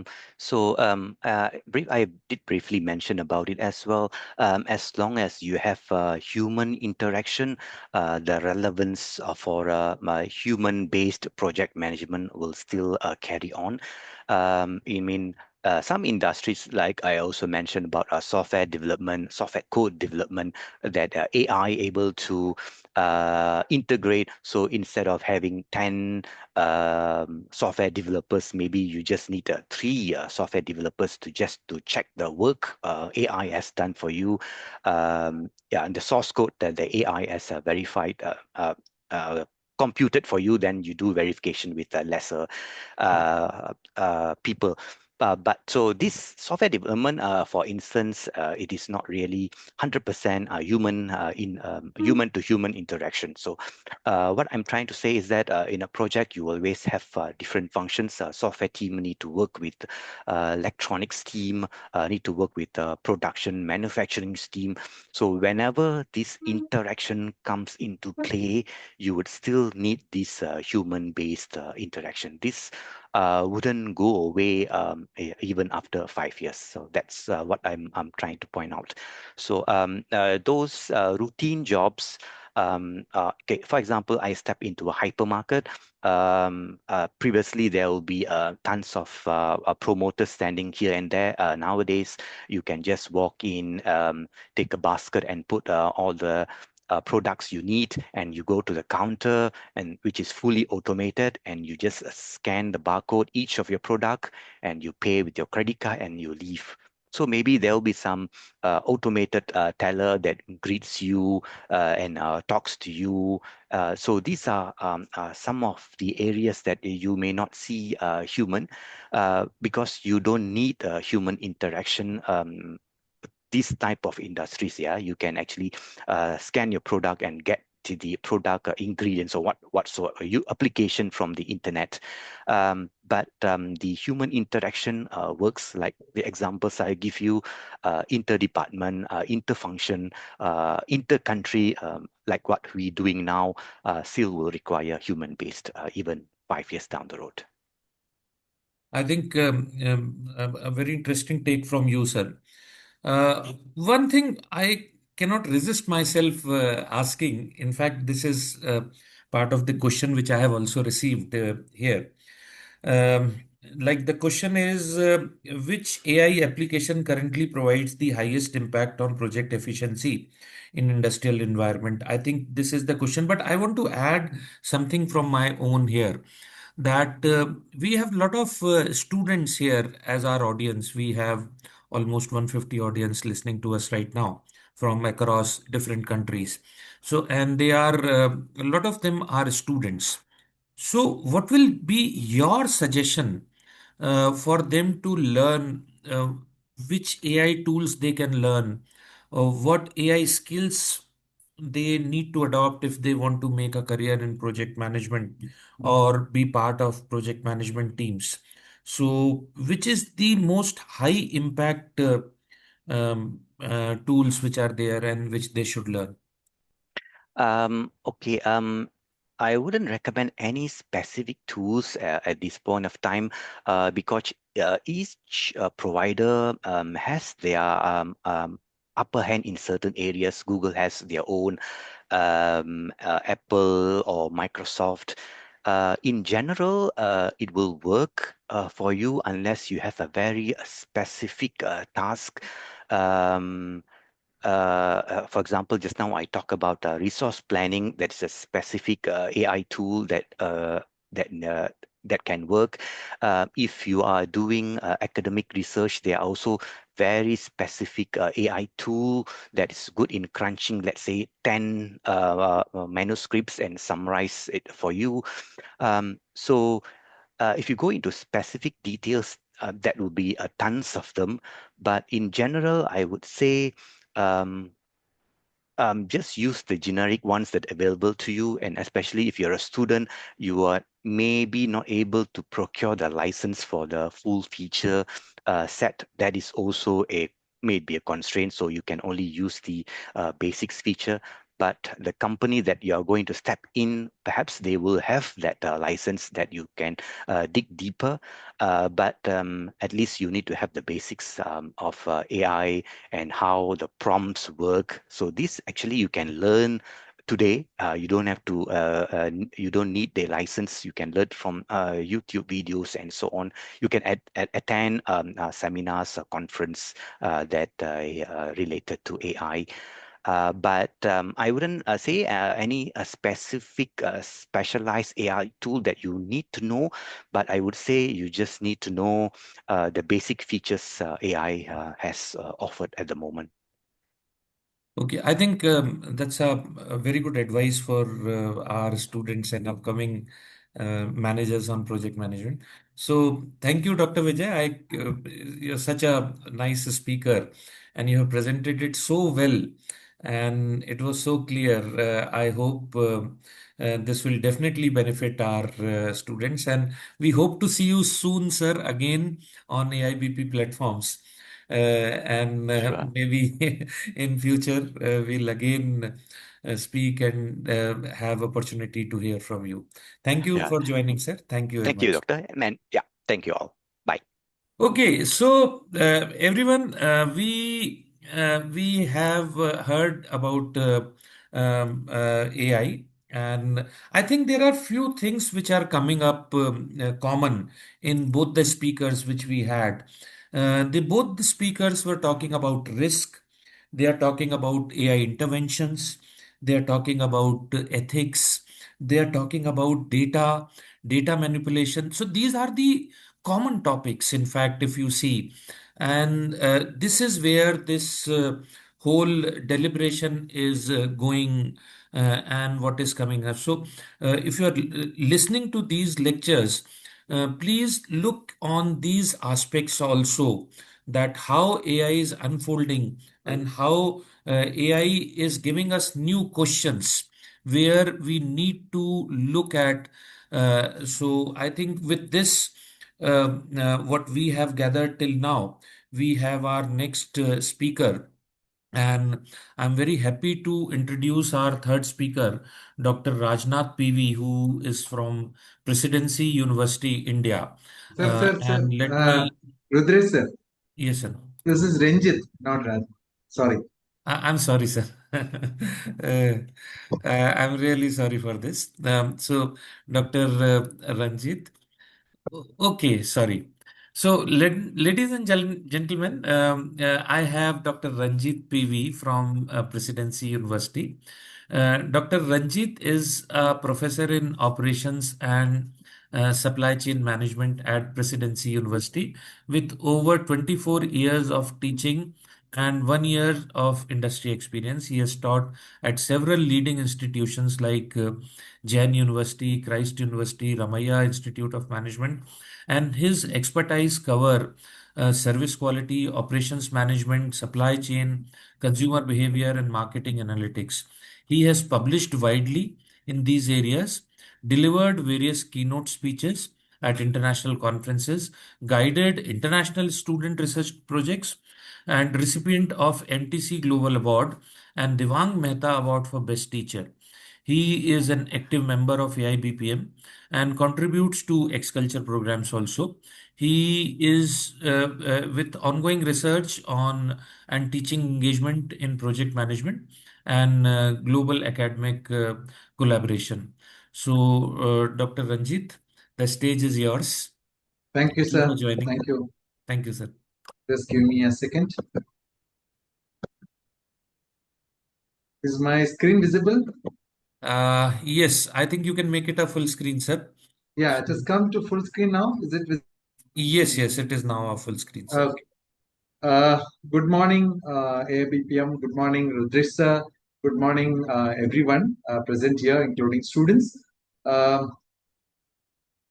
This is my continuous interactions with the overall team of AIBPM. So I was just thinking what topic to be taken, and to be very frank, I'm not an expert in AI and related systems, but I thought since that is now the future, let me just look into some of these aspects. And one conference paper which I did not include in this, I will also speak on that when we go ahead. So the topic which I selected is because I'm from that area, I selected transforming supply chains through intelligent sustainability and responsible innovation. So what is happening in today's scenario with respect to multiple things? And this is primarily more of secondary inputs, not primary inputs. But I will just give some brief glimpse into one research area which we dealt with last year. So when we look into global supply chain, as you are aware now, we don't have to tell what is happening with respect to the world, especially because of the war. A lot of issues happening in the supply chain, especially with petroleum products, tech, and everything. Not only petroleum products, but all kinds of products because of the problems in the Strait of Hormuz. Problems otherwise, problems in war. Even before that, a lot of issues happening because it's not an easy thing to provide products across the world by using a beautiful logistics system. It's not that easy because multiple problems can happen. So they have a lot of disruptions, like, for example, geopolitical instability, what is happening right now. We don't have to go into those details because we already know what is happening. And you can see the petrol prices of petrol products and multiple products because of that increasing day by day. And the side effect of all these issues, all this war happening and other reasons, climate risk, which is primarily there. The places where it hardly used to rain now is getting a lot of rainfall. These issues, and sea getting rough. So the ships which are carrying items, products are facing problems. The climate risk is happening a lot. Pandemics, definitely. We don't have to go into the pandemics. We had 2-3 years continuous suffering because of COVID. Inflation in a lot of countries, trade restrictions in a lot of countries because of geopolitical instability. So all these things are happening, and therein we have the importance of making the systems much more flexible, much more sustainable, much more resilient. So we want to have this global supply chain more resilient to the outside world, more flexible and agile according to the situation. And we are talking about sustainability, so definitely that is something which is there. In fact, companies are now focusing on sustainable products a lot, including sustainable packaging. And of course, now if you look at most of the, even in education institutions, we have to tell that a lot of subjects are now included which has components of digitization and transformation. So AI is becoming a very, very important part of supply chain. In fact, this is what I was talking about in packaging companies also. The manual sorting of parcels are now replaced by cross-belt sorting. And all this cross-belt sorting, one example which I found out was a company called ZSort, and the ZSort system, which is from technology, I forgot the company's name. This also is AI-enabled sorting system, which will enable the packaging to be much more efficient. In fact, there is a 700% increase in the volume generated as far as the packaging is concerned because of the usage of this digitized system. So a lot of things are happening. So AI-driven, of course, along with that, areas which are focused in terms of AI is, as the previous speaker talked about, you're talking about project management, demand forecasting, because main reason, what the main problem which is happening in the today's scenario is the inventory stock optimization, the stock outs. So demand forecasting becomes very, very important. A lot of areas have come out into that. Though analytics is the bedrock, but artificial intelligence is helping them to make thousands of data and predict those thousands of data in a faster way. Risk prediction, financial risk and operational risk, both, that's a very important part of it. And of course, evaluating the suppliers and finding out which supplier is good, that is also becoming part of AI, provided the company is ready to invest for some time. And of course, now we are talking about agentic AI, which is example is Google Cloud Jules. When I was preparing for it, I just found out what is Jules happening, because as I told, it is something which we don't operate on, and I found it to be very, very efficient in terms of data coding, etc. And what I read is it works even in the night, even when you shut it off, it works. So that coding becomes so automatic, So a lot of things are now becoming automated. Of course, it has its own disadvantages, but this is something which is coming up in future. So, and along with that, you have real-time supply chain visibility. This was there for last decade or so, where we collect data using Internet of Things and analyze data using AI. We are already talking about, which was already there, but now it is digitized, virtual replica of the system. This is happening in supply chain, this is happening in advertising, this is happening in manufacturing, creating a digital twin. And of course, all these things being analyzed in terms of the feedback using a blockchain to find out whether any fraud is happening. Because as we digitize things, frauds are also happening. So how do you track it? So that's where blockchain is also becoming very, very important. Then, of course, you have when we have a lot of digitization, the volume increases. Along with the volume, sustainability becomes an issue. So carbon footprint monitoring becomes very, very important. Circular economy is what we are now talking about, right? We are talking about sustainable way, consumption of waste of resources, reducing the waste. For example, a company called Patagonia, which is into textiles and this thing, they encourage customers to repair that and resell it. So the reselling kind of systems are happening a lot so as to reduce the clothing waste, which is talking about sustainability in future in a long way. And we know that most of the cities, most of the countries are now talking about reducing the wastage, improving the sustainable practices across the world.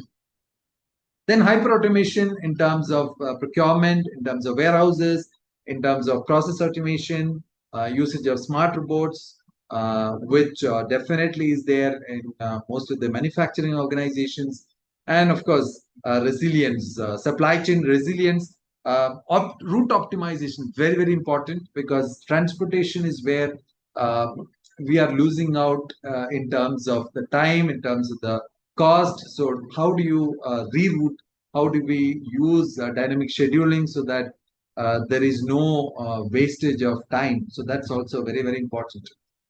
So in short, we can see that in procurement, in inventory, in logistics, in warehousing, service, customer service, understanding the customers and giving the right product at the right time. Risk management, as already told, supply selection and evaluation of them, demand forecasting, of course, that is very, very important so that stockout is avoided. Route optimization, as already told. Robotics, chatbots, in all the sectors, chatbots is becoming very, very important. And of course, disruption prediction.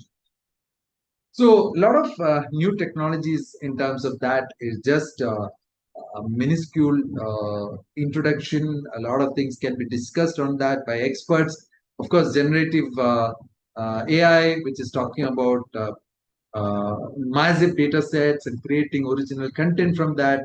Large language models so that human languages, human situations, human thinking can be summarized. So this will make sure that translation becomes very, very useful, very easy, very fast. Then, of course, autonomous agents, as I've already told, Google Jules, observe, think, act, learn loop, which is 24/7.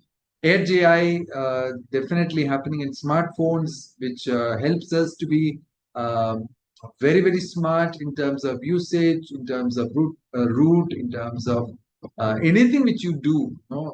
Most of the smartphones are using these kind of models to make sure that we update ourselves. Then, of course,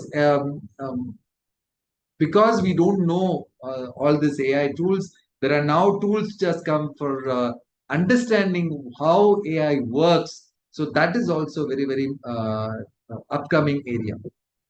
But along with that, as the previous lecturer from Malaysia discussed, ethical challenges in terms of data privacy, in terms of algorithmic bias. Of course, everybody talks about data privacy, but one more important thing is the bias which happens. So it's not that AI is always successful, AI is always precise. No, sometimes it might happen that if you have 15 suppliers, the algorithmic bias can happen so that we are selecting the wrong supplier. So can we look into that and find out how do we do it? I think there was a question from Dr. Rudresh last time about how in this era world of AI, humans can survive. This is one area where humans can survive because there is nothing to displace the human intelligence. So I think in terms of understanding the employees, understanding the suppliers, understanding the procurement, there has to be a combination of human intelligence with AI to make sure that right decisions are made. So there are a lot of things where humans can have a group discussion, finding out the right way of looking at it. And I don't think AI can displace it altogether. So you need a proper combinations of that. So ethical challenges have to be managed by the systems. Of course, transparency issues, because a lot of times, and I'm just telling out of the box. I just use ChatGPT sometimes to understand how my predictions work in terms of astrology, and just astrology in terms of just compare with when I talk to a proper human astrologer. So a lot of times I felt that some of the astrological viewpoints which AI is giving is not exactly what the real astrologer. So real astrologer has the proper decision making layer by layer, which is not coming out when AI is talking about. AI is more general in terms of that. And sometimes I feel there is no logic behind it. So I think there is some black box somewhere where AI is not able to exactly define how and why this is coming. So that's where the transparency issues is still there. And of course, when an organization or when in a personal life, who's responsible for wrong AI decisions? Is it the top management? Is it the organizations which provide these AI tools? Who's accountable? That's something which is very, very important. Whatever said and done, whether AI will completely displace or we coexist, one thing which is definitely there, some of the administrative roles, some of the mundane jobs which we do it will be displaced by AI. So how do we manage that? That becomes a very, very important issue. Of course, cybersecurity, which we don't have to tell, we already told about it, vulnerabilities in terms of usage. We are always careful when we are using AI, and we have to be extremely careful continuously because sometimes AI can cause issues for it. And of course, the AI. Now, there's a lot of debate happening in terms of how much energy AI is using. I'm not gone into the details, but what I understand is some of the AI tools use a lot of energy. So where does this energy go? And is it a waste? Yes, it does cause environmental issues. So how do we manage that? It's again a big issue which has to be looked into. So when we look into responsible AI framework, I think there is something which is very, very important, which we discussed previously also, which is explainable AI. So which is called as XAI. So we have to form, if you really want to use AI for supply chain management, we have to look into a proper governance. We have to look into what is the role of humans, what is the role of AI. We have to have ethical auditing. I'm sure now in 10, 20 years down the line, we will replace or we will displace or we might substitute financial auditing with a combination of financial and ethical audit. So that becomes very, very important. We need to, as we discussed previously, we need to completely remove or at least partially displace the bias, which might happen. We will see in near future from the governments, from the organizations, regulatory compliance, which will make all the decisions more transparent. So if you really want to have a good framework for supply chain management, have an explainable AI, a lot of people working on responsible XI, then or responsible AI. This is very, very important. So when we look into the regulatory landscape, I'm sure there will be a lot of governance policies which will come. Since the world is now becoming more global, we need to have a cross-border compliance so that there is a common uniform rules. There'll be data protection laws already there, but we need to work more on that. The ethical standards, which we already discussed, and global AI regulations, how it's going to have an impact on the future. Some of the industry examples which we generally discuss is last mile delivery optimization. I've already told about it in terms of route optimization. The predictive maintenance, I feel that this is one area which requires a lot of importance using AI. How do we maintain equipments, plants, etc. using predictive maintenance? That is one area where AI will have a role. Warehouse automation already happening, dynamic routing, which we already discussed in terms of route. And we discussed about last mile delivery because 40 to 50% of cost is coming in that areas. How do we reduce that cost? That's where AI is becoming very, very important. So if AI is properly used, definitely we'll have a lot of savings in terms of ROI.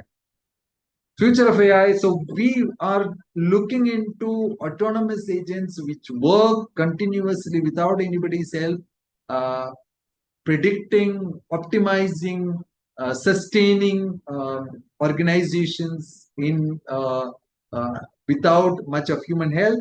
We will talk about sustainability. We will talk about ethical standards and how this is going to work. Of course, human supervised where coexistence will be important, and AI will definitely be there along with the management to support them. So AI adoption is going to improve the efficiency in terms of supply chain. It will go for making it more resilient and more sustainable. Of course, ethics, we already discussed, proper corporate governance in terms of how and where we have to support it and where are the boundaries, and in terms of transparency. So in short, as I conclude, there will be a lot of importance of AI in supply chain in terms of maintenance, last mile delivery, route optimization, stock maintenance, demand forecasting, and so on. But it will be based on how AI is used along with human presence, and how AI is ethically, transparently, and responsibly used for sustainability and improving the ROI. That's what is going to be the future for me, according to. Thank you. And I hope I've given some inputs, waiting for the questions. Over to you, Ritesh sir. Thank you, Ranjit sir. It was such a nice presentation. In fact, it's it's something that we have built on the previous speakers. So there was a connection which you were talking. So you spoke of new trends. You spoke of how AI is used in analytics. You also spoke of risk and how technologies like digital twins and traceability are helping, especially in fraud detection and the other problems which are there. And you also told us about blockchain, how blockchain is helping us in frauds and fraud detection. And obviously, AI adoption is the real thing which you said, and it has to be there. One very interesting aspect which you have brought in this whole discussion is corporate governance. I think corporate governance is a major issue which needs to be looked at here in this scenario, because and I think that is developing at a very slow pace. Technology develops very fast. Its adoption also develops very fast, but the infrastructure relating to it is still very slow. How we are managing risk and how we are managing So that is the where adoption. that Yes, sir. that is where I think there is we are working in silos. Yes. So I think there is need for coordinated effort, in not only in terms of how organizations coexist in terms of usage of AI, but also on how countries can collaborate in making sure that AI adoption is consistently delivering more effective and efficient supply chain. I'm talking about supply chain. And that's Okay. where I think there needs to be a more concerted effort from everyone, all stakeholders, including countries. Okay, I think that's very fair take on this. Sir, I think I can ask a question. We have been getting questions also here on the chat, and so let me just look at what we have. So, uh, okay, this is also similar to what a question which we got in the for the last speaker. So I think people who are listening to us are very curious about it. So, so I'll ask the same thing because this is the same kind of question which I have got. So, what is the most important aspect of AI according to you? Is it, for example, is it predictive analytics or maybe automation? And what is it that is changing the supply chain in terms of AI, sir? I think what is now happening is not in terms of, yes, definitely predictive analytics is happening, but I feel there is a lot of effort which has to go into using AI for improving the delivery and improving the customer satisfaction. I think what we are definitely lacking even now, we talk about Zepto, we talk about the multiple apps which are there for making delivery faster, but still, last mile delivery is definitely one of the areas which we have to really work on, because that's where the cost is. How consolidation and disaggregation can happen by using AI more effectively is one area which we have to work on, definitely. Second is of course, how AI can help in terms of decision making. I think that's one area which we have to work on. How AI can help in, say, for example, you have multiple. One example which I've already given is there. Multiple suppliers are there. How we select the supplier. So that's with respect to suppliers. But overall, if we have multiple options, how we can make a decision in terms of which one to choose. Can AI or a digitized tool help in that is another area which you can look into that. So from a business angle, choosing the right strategy, and from the operational angle, the delivery management. I think these are the two areas where AI can really work on for the next 10 to 20 years. Maybe Okay, there are a lot of other areas which I I think, might sir, have you missed have out. answered even the second question which I have got, which was basically how you see these. So I just want to add to this, Yanem, Yes, what yes, you sure, said. sure, So sure, sure. you are talking about a lot of technologies like digital twin, Gen AI, automation. So how do you see these technologies shaping up in future? And what will be more important for people, and if you can just input a suggestion to the students who are listening to us right now, that which technologies they should look for. Should they be more focused on blockchain, or maybe something like digital twin, or what should they do look for when probably they go in the job market and when they start their career? What will help them, sir? Okay. Um, I'm not an expert in this area, but the problem with us, including the people who are sitting here, is that our fundamentals are where the problem is. I think we should first address, even as a student, we should first address our fundamentals. So when I'm saying about AI or blockchain or any other tool, we should first make sure that our data analytics systems are very, very, very proper. We should know what analytics we have to use, how do we use it without the help of technology. Then, if we are comfortable in that area, then we have to look into the technology.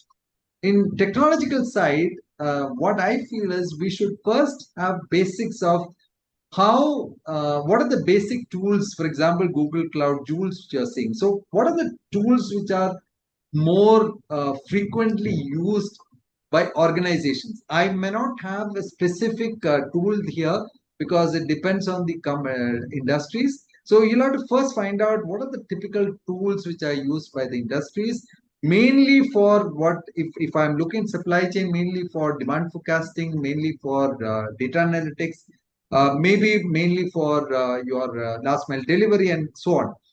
Then, so if your fundamentals are strong, and if you know these are the kind of industries you are looking into, and these are the tools which they utilize, they are more properly, then we can look into studying about it.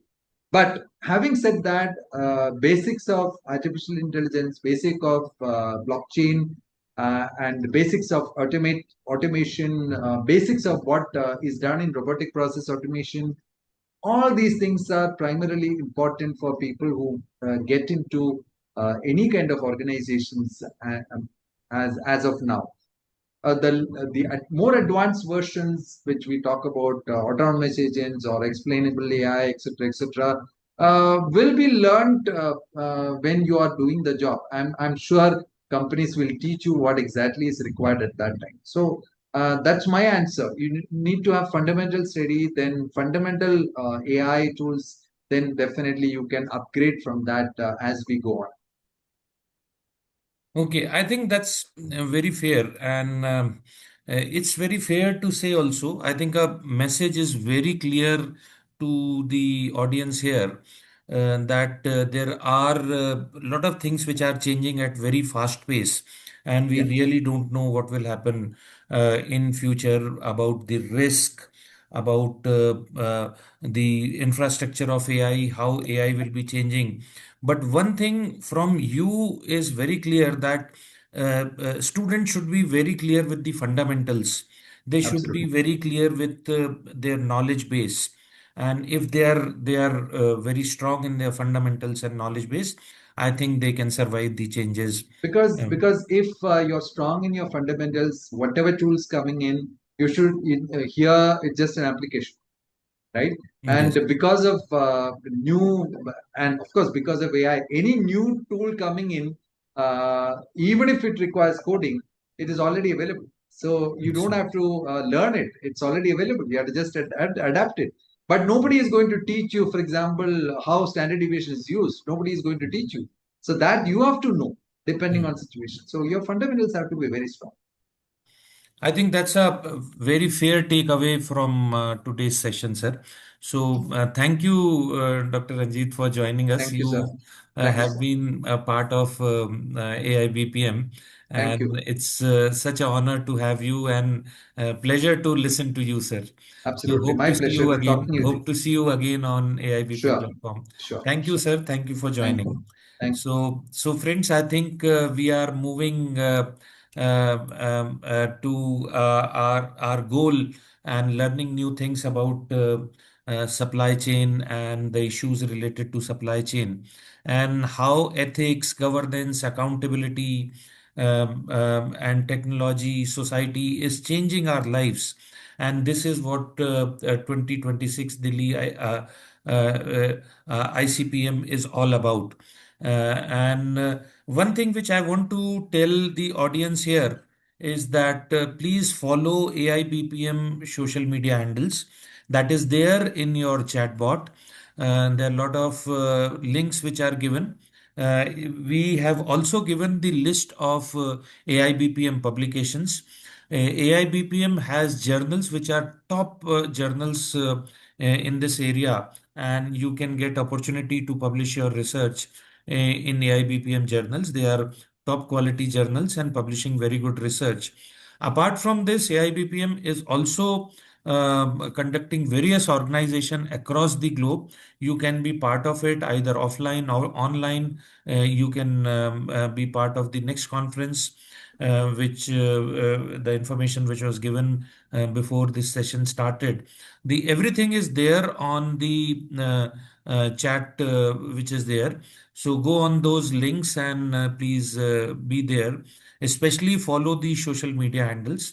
There you'll get AIBPM information, and AIBPM is one of the leading platforms of the world today, which is bringing a lot of professionals, educators, and students. So with this, let us move to the next speaker who's here. So let me join me in welcoming our next keynote speaker, Dr. Shajra ul Daroor, University of Sunderland from UK.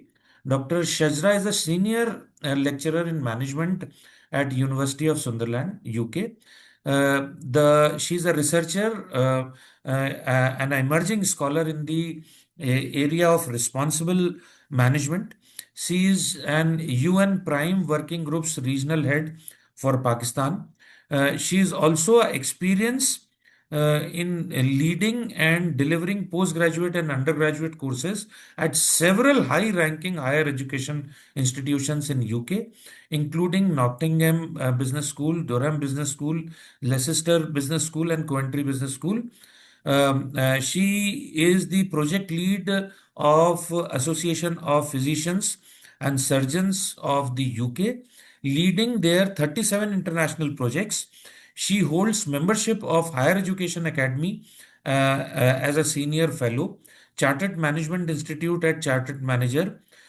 She is also a Chartered Association of Business Schools as Chartered Management and Business Educator. She is academic CIPD, professional member of Young Professional Society and membership of British Academy of Management. She is an enthusiastic interdisciplinary researcher who wants to create an impact through research. She is experienced in cross-cultural and environmental research. She has won several research grants projects and has published in high-profile international academic journals, including GASIST,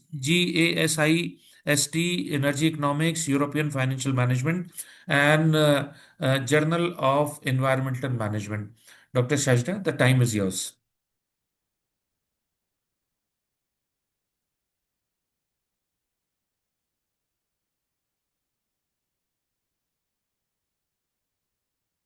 Hi, my name is Dr. Shajara Aldura and I am part of University of Sunderland, UK. Today I will be talking about the artificial intelligence, its role in terms of ethics, safety, and the societal impact. Thank you. Although artificial intelligence has been in the surrounding and has been changing our lives continuously from past few years, but in recent few years it has become more visible, and we have started looking at the revolution that has been brought by the AI in our lives, no matter what sector and what part of life it is, it's creating a huge impact. So artificial intelligence is transforming at times positively, sometimes could be negative influence, but most of the times when we look at it from the point of view of the positivity that could be embedded in every system that we are using, and that is having a positive impact in terms of how AI is creating ease in our life, and whether it is about understanding the ethical implications, security challenges, and societal impact. It has become critically important for every professional and the policymakers to have better understanding of that to create better impact on day-to-day life. So before we start looking into the details, it's better for us to understand what is artificial intelligence. In fact, what is AI? So it's just simply computer systems which are designed to simulate human intelligence, including learning from experience, reasoning through complex problems, and making informed decisions. So the purpose of that is to facilitate all the processes that have been mentioned. What are the core capabilities associated with it? AI encompasses patterns recognition, natural language processing, predictive analytics, and autonomous decision making across diverse applications. And some of the real world examples could be chatbots providing customer service, recommendation engines, personalizing content, facial recognition securing devices, the authentication methods, the diagnostic tools, assisting physicians and doctors, and so on. And so if you look into different professions, you can see almost every profession is now relying on that. So when we look into any other departments in our life and any other technological advancements, we have seen continuous development and growth in those areas. Same is true to the AI development as well. So what is the current state of AI? If you look into healthcare and education, you will realize that AI assists in diagnosis, personalized treatment plans, adaptive learning platforms. Even if someone is studying, we can look into the student performance analytics and we can check how many hours they have been spending on their system to learn and improve themselves. If we look into business and government, we can see deployed for the systems have been deployed for fraud detection, process automation, authentication, policy analysis, and public service optimization, etc. As far as technology drivers are concerned, these are now powered by massive data sets.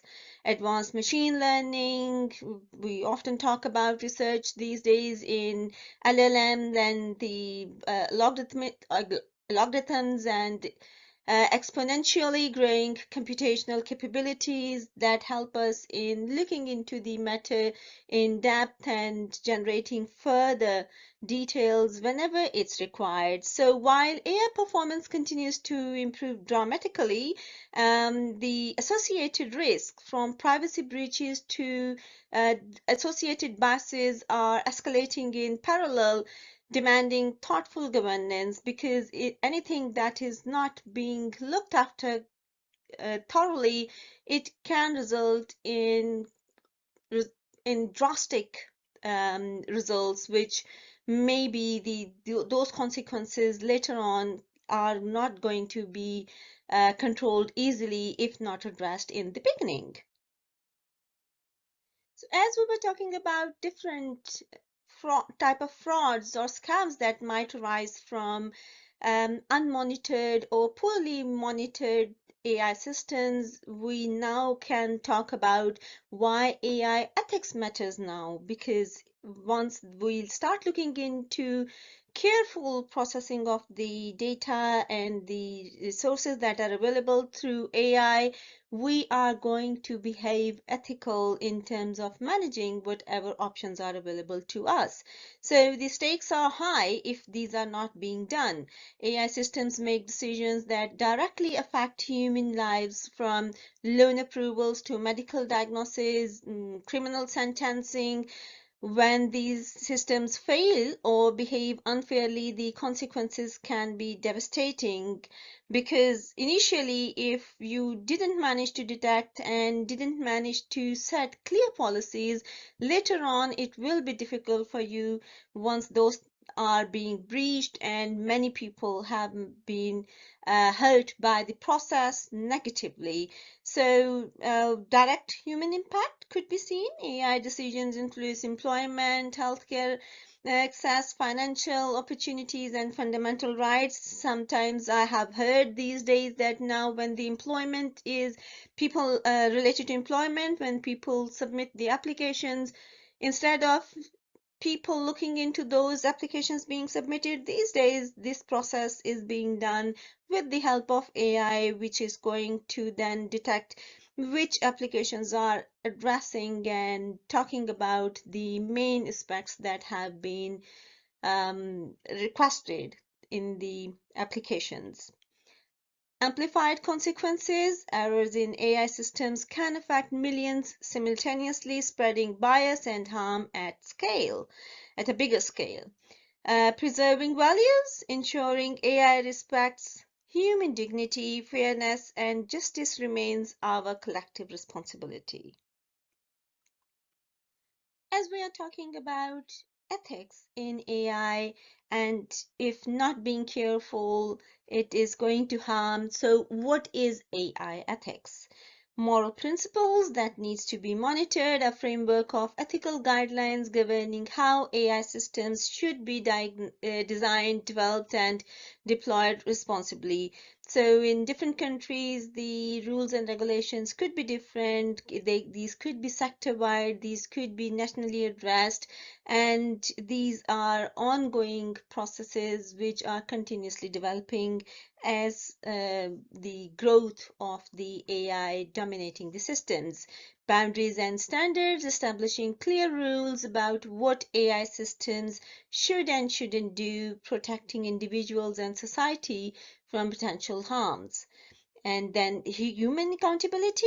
Obviously, no matter what system it is, human beings are using that. So how human beings are going to be accountable for this, emphasizing that humans, not machines, bear ultimate responsibility for AI actions and outcomes.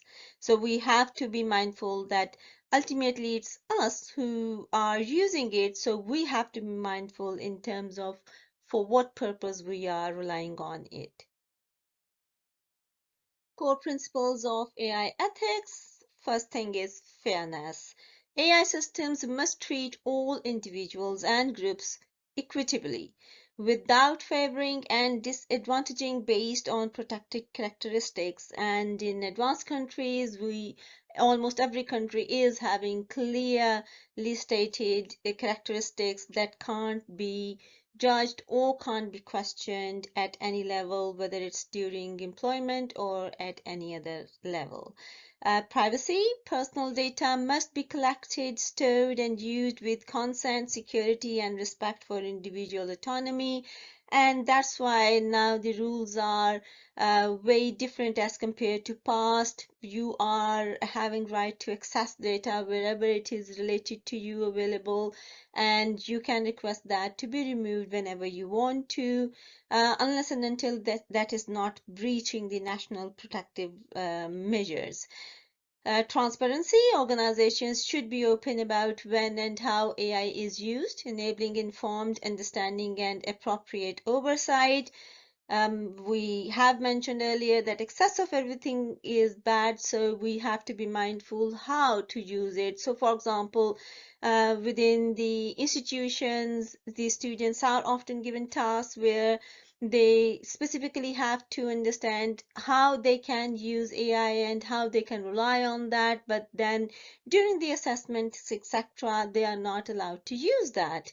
Non-discrimination, AI systems must actively prevent bias and discrimination, ensure equal treatment regardless of race, gender, age, or other um, protected characteristics. Accountability, clear responsibility must exist for AI outcomes, with mechanisms to address errors, biases, and unintended consequences. Because if accountability is not being allocated, then who we are going to question later if something goes wrong. So that clarity is necessary to be developed from the beginning. The problem of logarithmic bias. So if we are relying on the AI to generate different data sets and the sources of information to be utilized through that, then we have to be mindful that there could be some certain biases associated with that. So, for example, the data could be imbalanced. It could be, the model could be biased. The feedback loop could be missing or might be having some mistakes associated with that, which needs to be monitored. And discriminatory outcomes could emerge if these initial steps are not being taken to avoid the risk of having any bias in that. Because when AI systems learn from historical data that is available, that reflects societal biases, they perpetuate and even amplify those inequalities in their decisions. As a result, the error which initially, or the issue which initially existed, is going to continue to exist even in the later on made decisions. How biases emerges. So how bias emerge? Training data sets over-represent some groups while under-representing others. So if it had been a mistake where some of the information was enhanced because of the miscalculation, then it's going to continue in the same way. Historical prejudices embedded in data get encoded into algorithms. So obviously, as we initially talked about the accountability, human beings are using that. So if their personal biases are associated in making initial decisions and creating codes, then they are going to continue to go on further. Feedback loops reinforce initial biases over time. Real-world impact. Biased AI systems have been documented in hiring tools that discriminate by gender, credit scoring models that disadvantage minorities, and facial recognition that fails or darkens skin tones. So it may result in creating difficulties in making just decisions. While dealing with AI responsibly at every level, we have to be mindful in terms of privacy and data protection because certain challenges might arise. For example, massive data requirements when we are dealing with those AI systems require enormous amount of personal data to train effectively, from behavioral patterns to sensitive attributes. And the another associated risk could be vulnerability. Large data sets become target for breaches, unauthorized access, and malicious exploitation of personal information. And that's why sometimes you might have seen that the relevant organizations are going to contact that we have noticed certain breach of data happened and our sources were attacked or hacked, so your details might be at risk. We are trying to reduce these errors and to make system more secure, but these are normal things and these happen around the world, affecting many people. So common, unfortunately. Protection imperative, so robust data governance, encryption, anonymization, and consent mechanisms are essential to safeguard individual privacy rights. So these are all the efforts that are being made to make system more secure. You often receive, we all also receive in the trainings and also the messages from our organizations stating how to stay secure, how to avoid phishing emails, and how we should be sensible in terms of not clicking the link that might put our security at risk. So we have to be mindful. These are not just the responsibilities of the system, these are our individual responsibilities as well. So be mindful.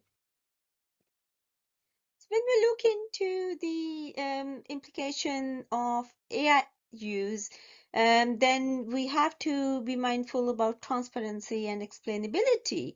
Because, for example, if we look into the black box problem, many advanced AI systems, particularly deep neural network systems, there it's possible that which operates as black box, where even their creators can't fully explain how specific decisions are made or being affected.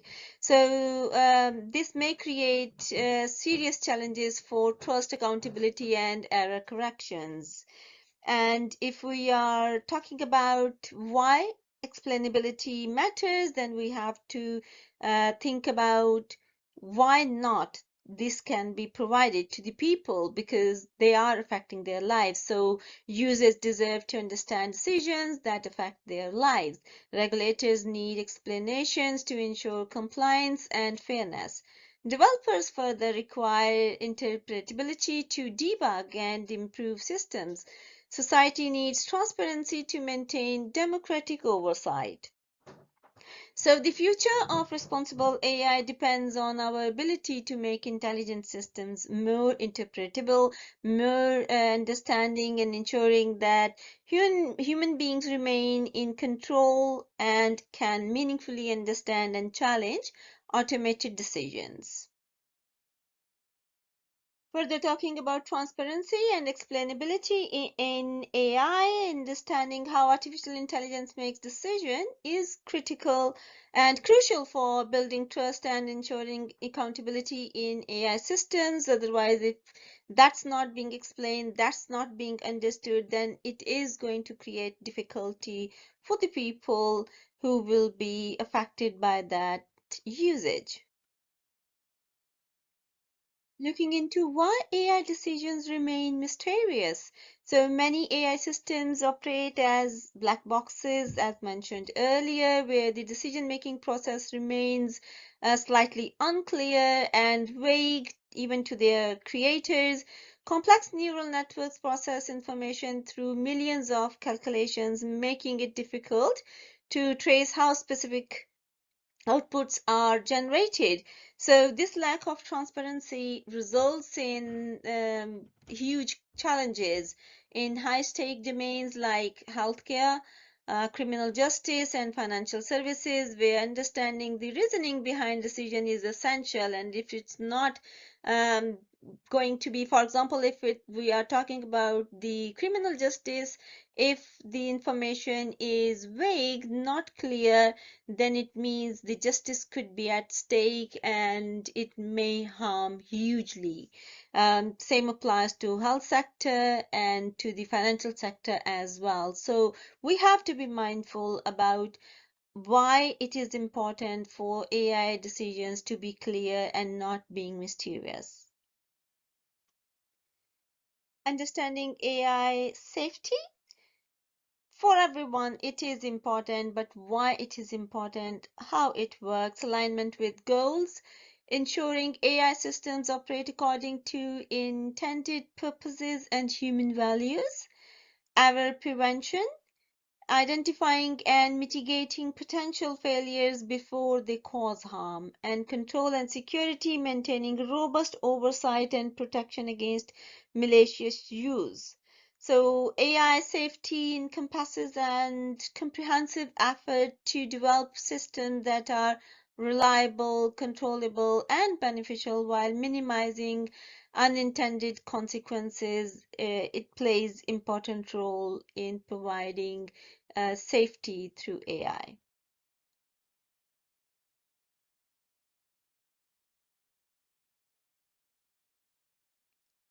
Dealing with different things and different professions and different occupations within daily life, the level of the harm that the misuse of AI can cause could be different. So when AI errors might have fatal consequences, these could be some of the examples could be in critical domains like healthcare and autonomous systems. AI mistakes can result in life or death situations.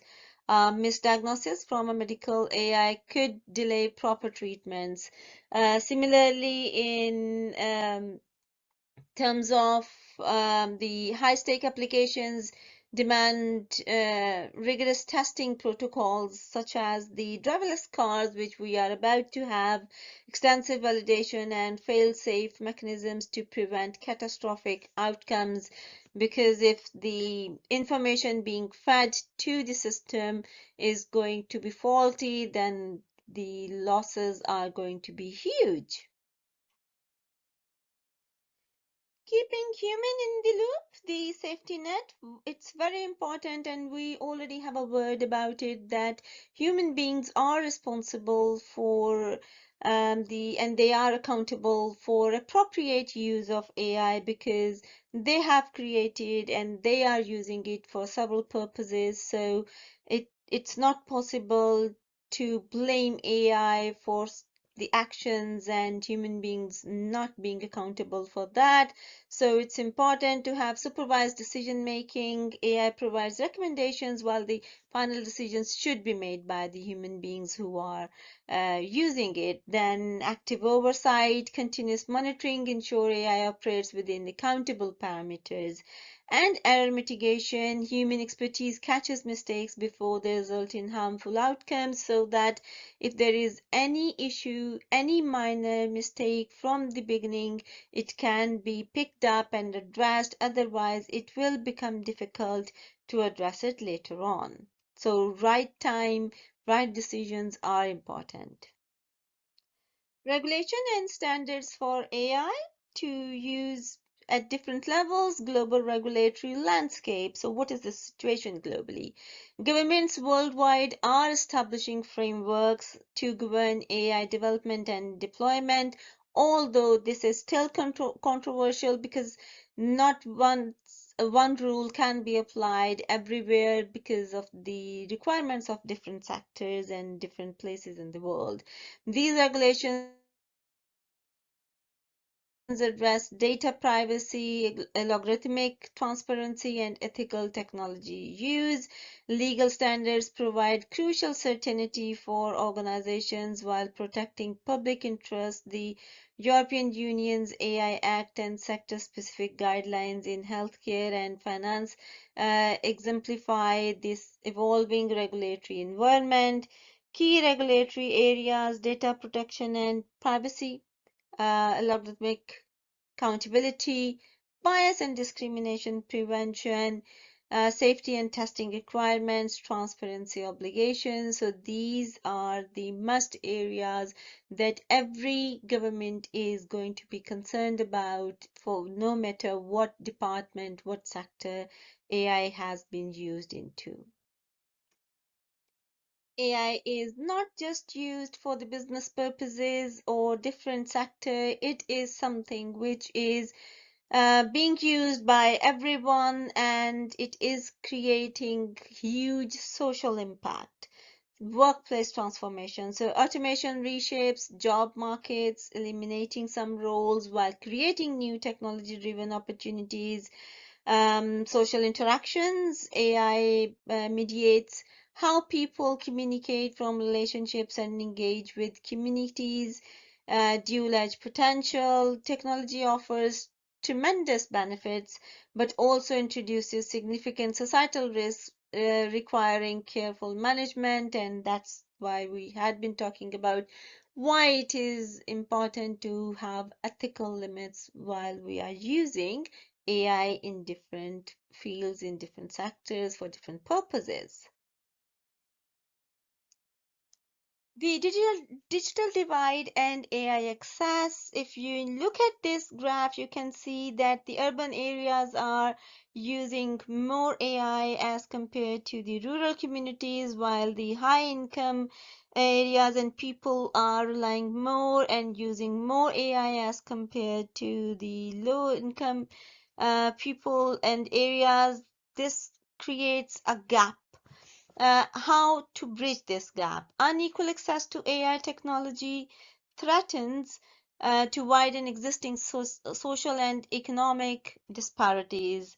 Without intervention, those already disadvantaged may fall further behind as AI transform industries and opportunities. So it is important to be aware that if these facilities are available, these should be provided equally to every area. Otherwise, it will just simply increase the gap rather than bridging the gap. AI and social ethics, navigating the future. So some of the moral values that are associated with this are going to be AI systems influence societal ethics and reshape cultural norms around privacy, fairness, and human dignity. Education balance could be created with the help of that in learning environments. AI enables personalization, but risks over dependence. Human educators remain essential because if they are not available, then critical thinking might not be developed further. Communication patterns, technology mediates human interaction, altering how people connect, empathize, and build relationships. Empathy is something which can't be done by AI, so we are relying on the human beings for that. So communication can't be fully done without the human beings. Dehumanization risk, over reliance on automated systems may diminish human agency, empathy, and authentic interpersonal connection. And some of the, like in some of the countries, the hotels etc are now being managed by the robots, and at that time it is the high-end hotels are still relying on the human beings for that, because their guests prefer to have the human interaction, human touch available there.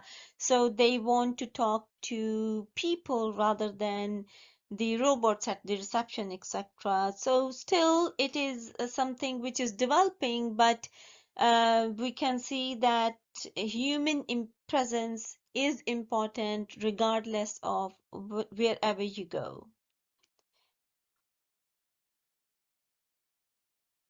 Responsible AI development and governance. Navigating the intersection of innovation, ethics, and societal impact in the age of artificial intelligence is very important, because if that is being ignored, then it means that there are chances that the socio-economic and socio-cultural development of the people will be impacted negatively, because they won't be able to get the benefit in the absence of responsible AI, and then it might result in increasing associated risks rather than increasing the benefits associated with that. It is not just the responsibility of the users to be mindful when they are relying on AI usage. It is also the developers' accountability when they are creating AI associated systems. At that time, they have to be responsible also. Core principles to be followed by them should be such as AI developers must prioritize responsible innovation that balances technological advancement with human welfare and ethical standards. Ethical development builds systems aligned with moral principles and societal values that are going to be acceptable to everyone associated with these. Legal compliance ensure adherence to regulations and establish legal frameworks which might vary department to department and country to country or region to region.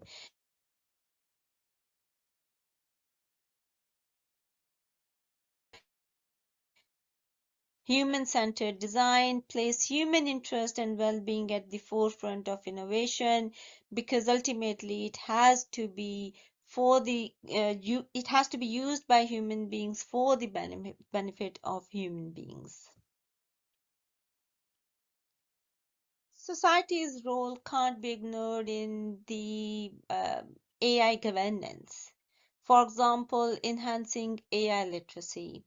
Build public understanding of AI capabilities, limitations, and implications through education and accessible resources. That's why if you see there are several free courses available for the people by different universities, different institutions, different even governmental sites are providing free training so that people may understand and can use it responsibly. Use AI wisely, make informed decisions about AI adoption, considering ethical implications and potential consequences in daily applications. Monitor AI development, engage in active oversight of AI systems to ensure responsible use and hold developers accountable for outcomes. So, what is the way forward? The core is that AI should serve humanity, not replace it. And because if it is being created to assist human beings, then we have to be mindful that it is for the benefit of human beings, not to replace them. Tremendous potential. AI offers transformative benefits across healthcare, education, sustainability, law, and human advancement. What are the critical safeguarding importance associated with that? Ethics and security must remain paramount as we develop and deploy AI systems. Managed impact, social consequences require thoughtful governance, stakeholder collaboration, and proactive management. With the help of these combined efforts, we can use AI for the benefit of humanity rather than putting humanity at risk. Thanks a lot for listening to me and giving me the opportunity to join you. Please accept my apologies, heartiest apologies for being unable to join you, because right now, when you will be listening to that, it's the midnight in the UK, and I won't be able to join you in person. Otherwise, I wanted to be there. But I hope that my thoughts will help you in understanding what I wanted to convey in terms of the appropriate AI usage for every sector within the society. Thank you. Thank you. I think this was a nice presentation, and despite of the time difference. We are lucky that we could hear ma'am and her deliberation. I would again remind all the participants here that you can go on the social media page of AIBPM, various social media page on AIBPM, and follow social media handles of AIBPM to get the information. You can become member of AIBPM and you will be part of the international community, which holds so many international conferences and platforms like Nusantara Project and others. I would also request all the participants to please follow the guidelines of the presenters and how to name them and look at the messages which you have been getting. Now, moving on to our next and final keynote speaker, let me introduce Dr. Nadia Mansour, who's from University of Salamanca, Spain. Dr. Nadia is a doctor in finance and a visiting researcher, an assistant professor, and a postdoctoral in sustainable finance at University of Salamanca, Spain. Dr. Nadia is an expert sustainable finance at UNDP. She is a trainer at Cataract for 4 MED, a trainer of trainers with USAID, Jobs, and Erasmus. Her research interests focus on finance, sustainable development, innovation. She is an academic member and ambassador of the Communication Institute of Greece, a conference chairperson, a committee member of Index conferences, and editorial board of IGI Global Taylor and Francis Springer, and she's a reviewer at IGI Global Emerald Valleys. Dr. Nadia is an associate editor of Journal of Sustainable Finance and Investment and an editor-in-chief of International Journal of Cyber Behavior, Psychological and Learning. She has presented various scientific papers in international conferences. She is also a keynote speaker and chair at several conferences in Turkey, India, UAE, Spain. She has several publication articles in ranked journals and edited book. On behalf of AIBPM, I welcome Dr. Nadia. Then Dr. Nadia, time is yours now.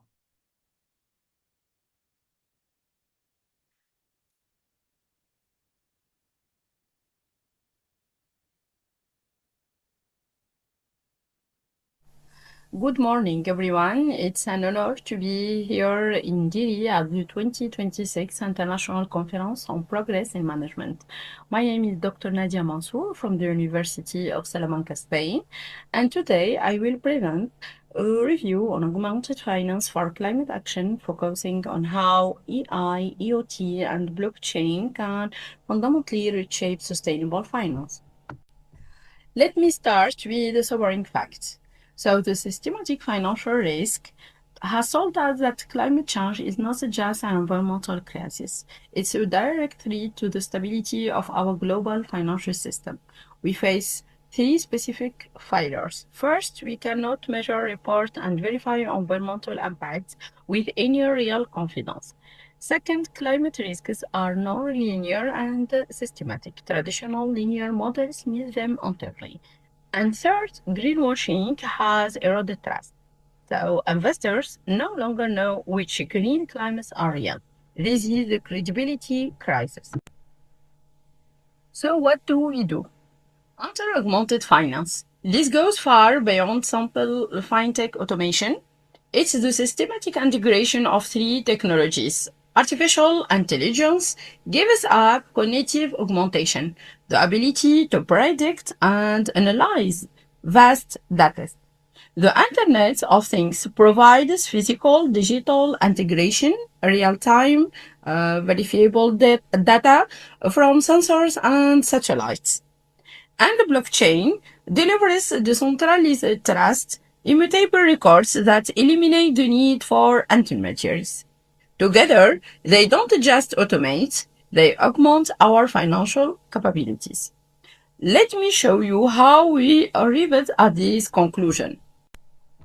So we conducted a systematic review following the PRISMA guidelines, the gold standard in evidence synthesis. We searched Scopus, Web of Science, and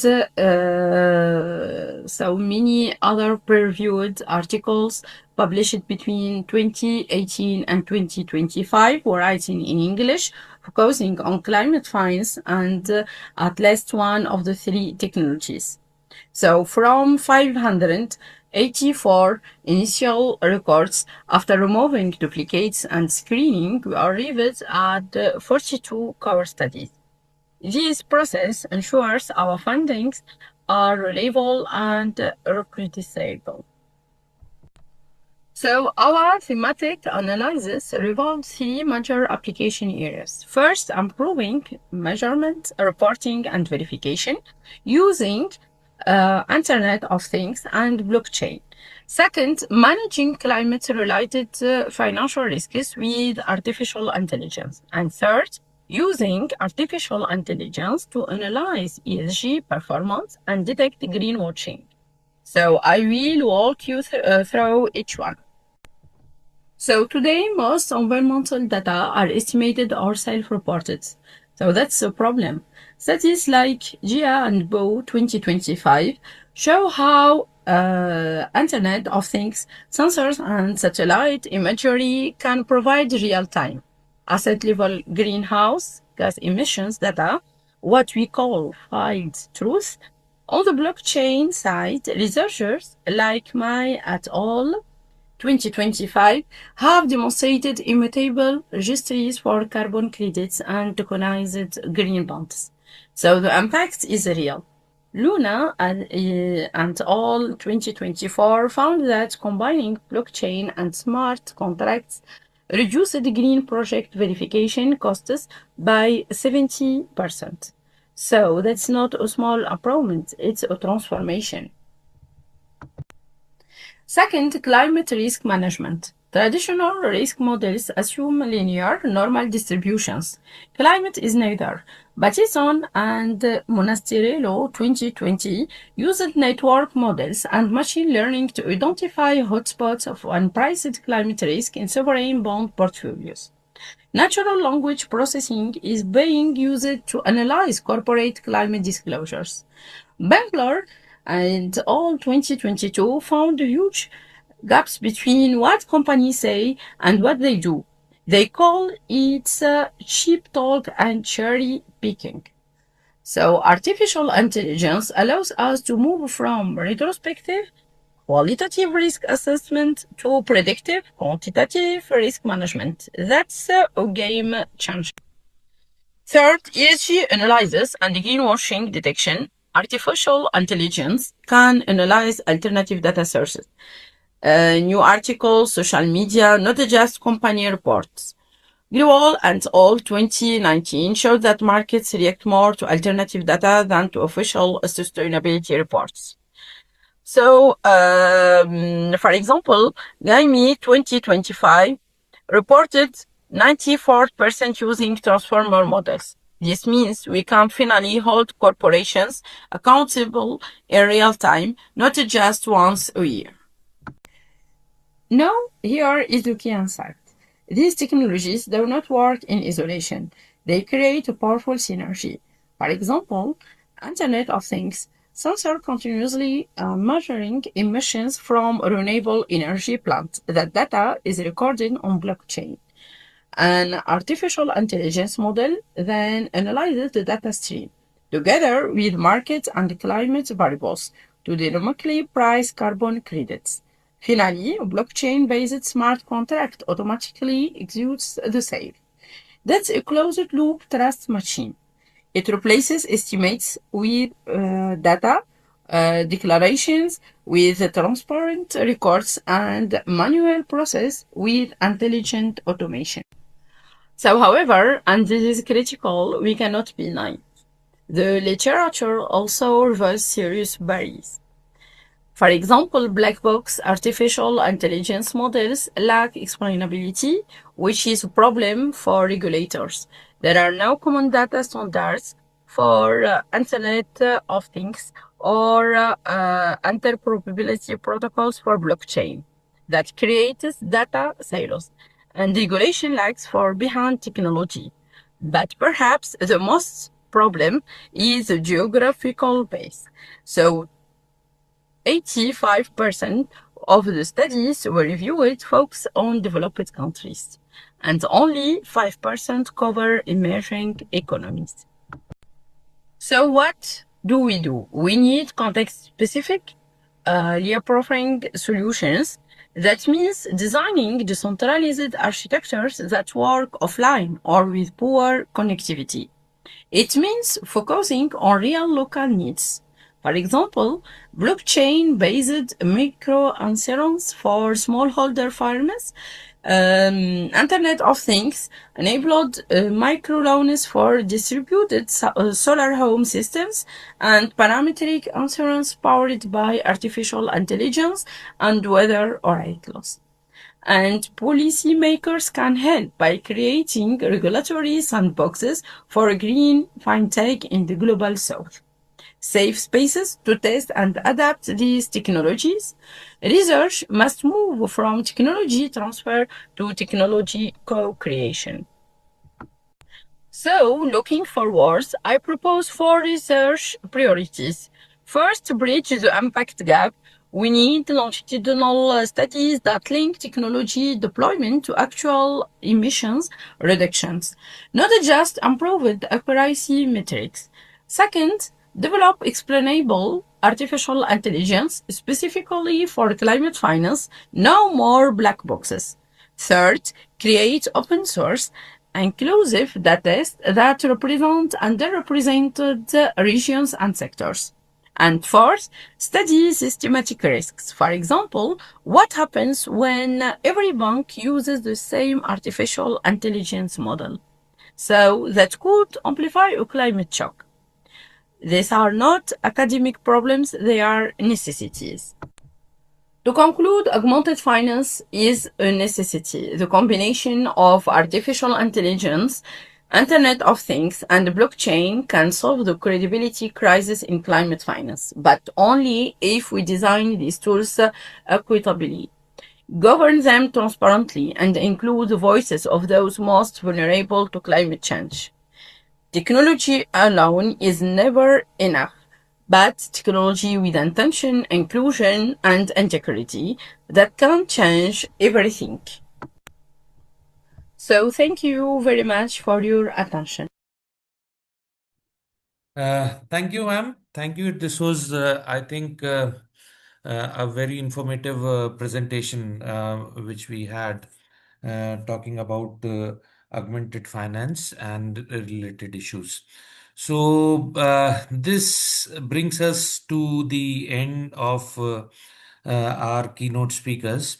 I think I'll just summarize what keynote speakers have spoken about. And there has been an agenda on which all the keynote speakers were talking about. So we were obviously talking about how artificial intelligence is reshaping our world. A lot of speakers spoke on ethical AI. I think that was one of the common topics across all speakers that is coming up. So I think the key takeaway of this conference is that ethics and professionalism is very important for this developing field. And AI, maybe as a technology, is growing very fast, but we have to be very careful when it comes to ethical AI and professionalism. We also spoke on AI accountability and human responsibility. I think this was also one of the common topics across all the speakers, that they were talking about a human aspect of what is going on when it comes to artificial intelligence. And what one more thing which was spoken about by all these speakers were the risk of using artificial intelligence. and how supply chain is affected by this. Also, speakers, one more thing which was common was data analytics, how various tools are used when it comes to data and analytics. Corporate governance was also one of the things which was taken and specific to our last speaker, who she spoke about augmented finance and a related issue. So I think this has been a very, very informative session which we had conference, and in the end I also want to thank the AIBPM team. Again, I'll mention here Professor Lim Gai Sin, who's the energy and behind this AIBPM platform, who is an inspiration to all of us. He is not much in the scene, but you can feel his energy everywhere.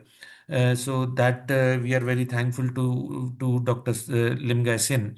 And apart from that, the whole team of AIBPM, very enthusiastic and energetic team, and you have been managing all the events so well, seamlessly, that it seems that this is so easy for you to do this. But we know that I, being a part of AIBPM, I know how much hard work this team is putting, because and managing conferences across globe in different countries, online, offline, managing the speakers is not an easy task. It's a difficult task. And this AIBPM can do. And that is why AIBPM is one of the leading platforms in the world today, where they are bringing the management professionals, teachers, practitioners, students together. So with this, I thank all the team, and I want to hand over now to Dandy, who's the person whom I'm look for. So Dandy, I hope you are there, and thank you for managing this, and thanks AIBPM for giving us the chance for this. Over to you, Dandy. Thank you so much, Dr. Rudres, for the leading this conference from the morning until this afternoon. We are very pleased to have you again, once again, as our moderator, Thank and you. it's been a pleasure for us. Thank you also for the kind words, Dr. Rudres. Thank you so much. Thank you, sir. So, very well, ladies and gentlemen, those were our 5 keynote speakers with very insightful presentation. Next, we will move to the presentation session that will start at 1 p.m. Jakarta time. I repeat, the presentation session will start at 1 p.m. Jakarta time. Before we move to the presentation session, please make sure to rename your Zoom display name accordingly to your role. And all presenters can go to a certain Zoom room based on the presentation schedule. And you can join the room by clicking the join button, and you will be automatically joining your presentation room. After the presentation is finished, all presenters can come back to the main Zoom room for the closing remark. Thank you.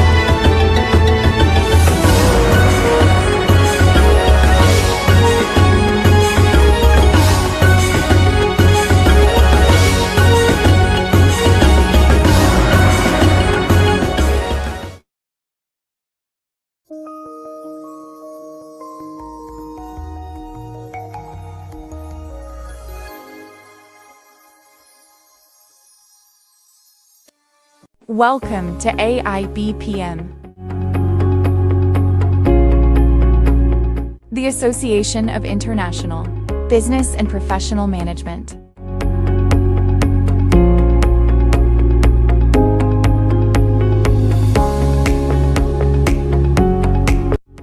We connect academics, professionals, and students worldwide.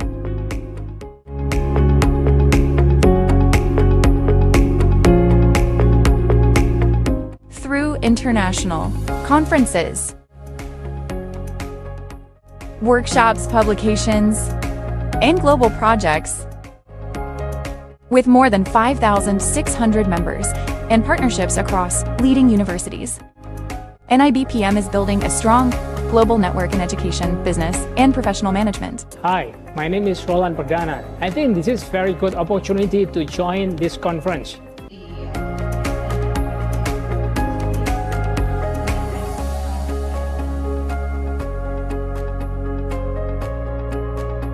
Hello, my name is Ferry Prastia. I am very happy to join this international seminar with IBPM, and this is a good impression for me to enrich my knowledge. Hello, my name is Vijayakumar. I'm from Tajikistan. We are so happy that we join such kind of conference.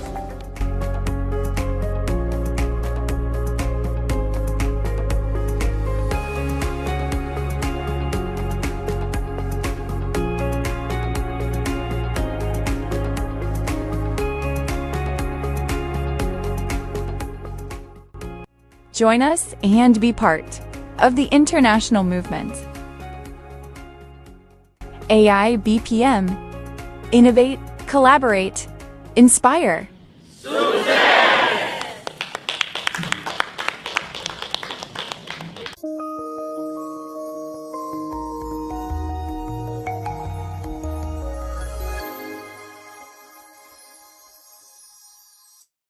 Ladies and gentlemen, we have now reached the end of the 2026 Dili International Conference of Project Management.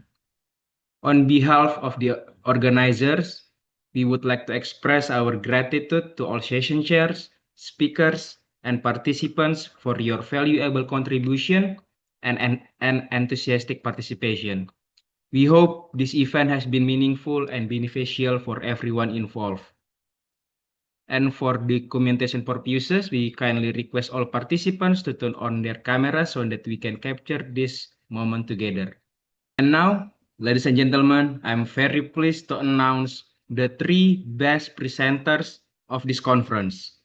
So right away, our 3 best presenter is, the first one is Jeremiah Pratnya Wicaksana Kori from Indonesia University. The second one is Priscilia Adrian Limadinata from Ciputra University.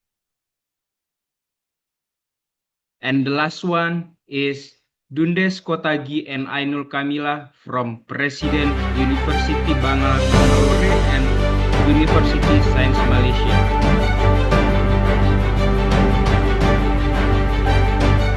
So congratulations to all the winners. Each best presenters will receive a certificate which will be sent via email after the event.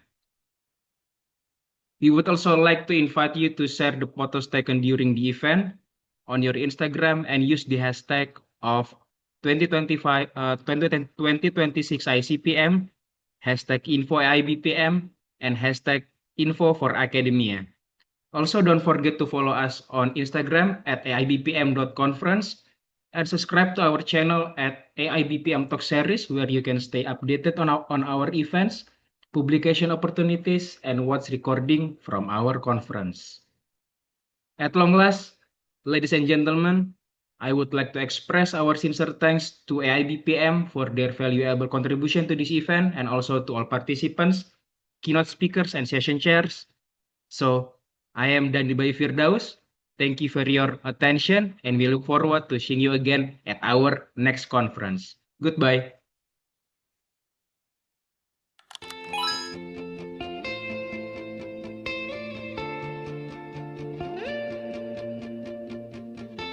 We go hide away in daylight. We go undercover, wait up the sun. Got a secret side in plain sight. Where the streets are empty, that's where we run. Everyday people do everyday things, but I can't be one of them. I know you hear me now. We are a different kind. We can do anything. We could be heroes.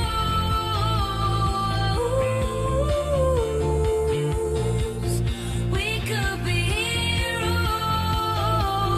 Me and you. We could be heroes.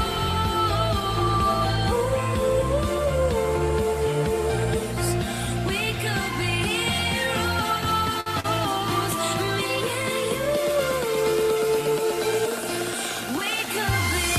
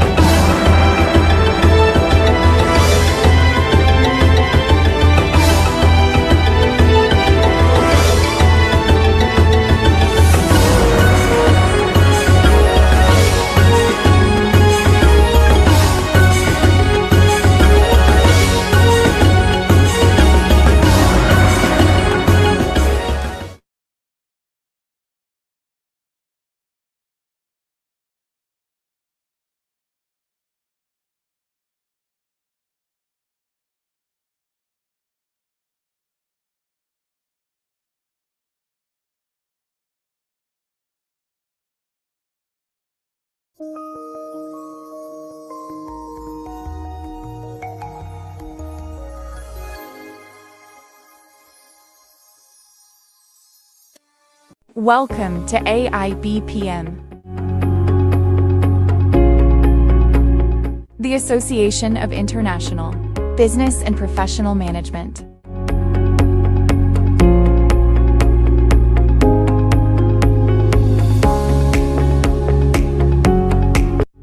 We connect academics, professionals, and students worldwide.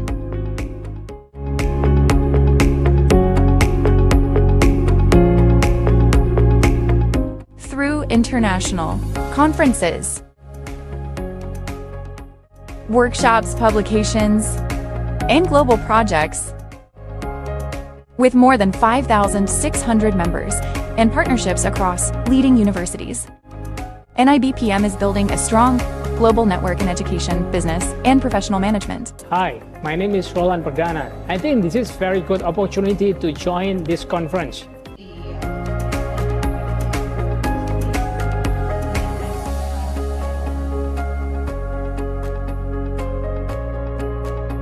Hello, my name is Ferry Prastia. I am very happy to join this international seminar with AIBPM, and this is a good impression for me to enrich my knowledge. Hello, my name is Vijayakumar. I'm from Tajikistan. We are so happy that we join such kind of conference.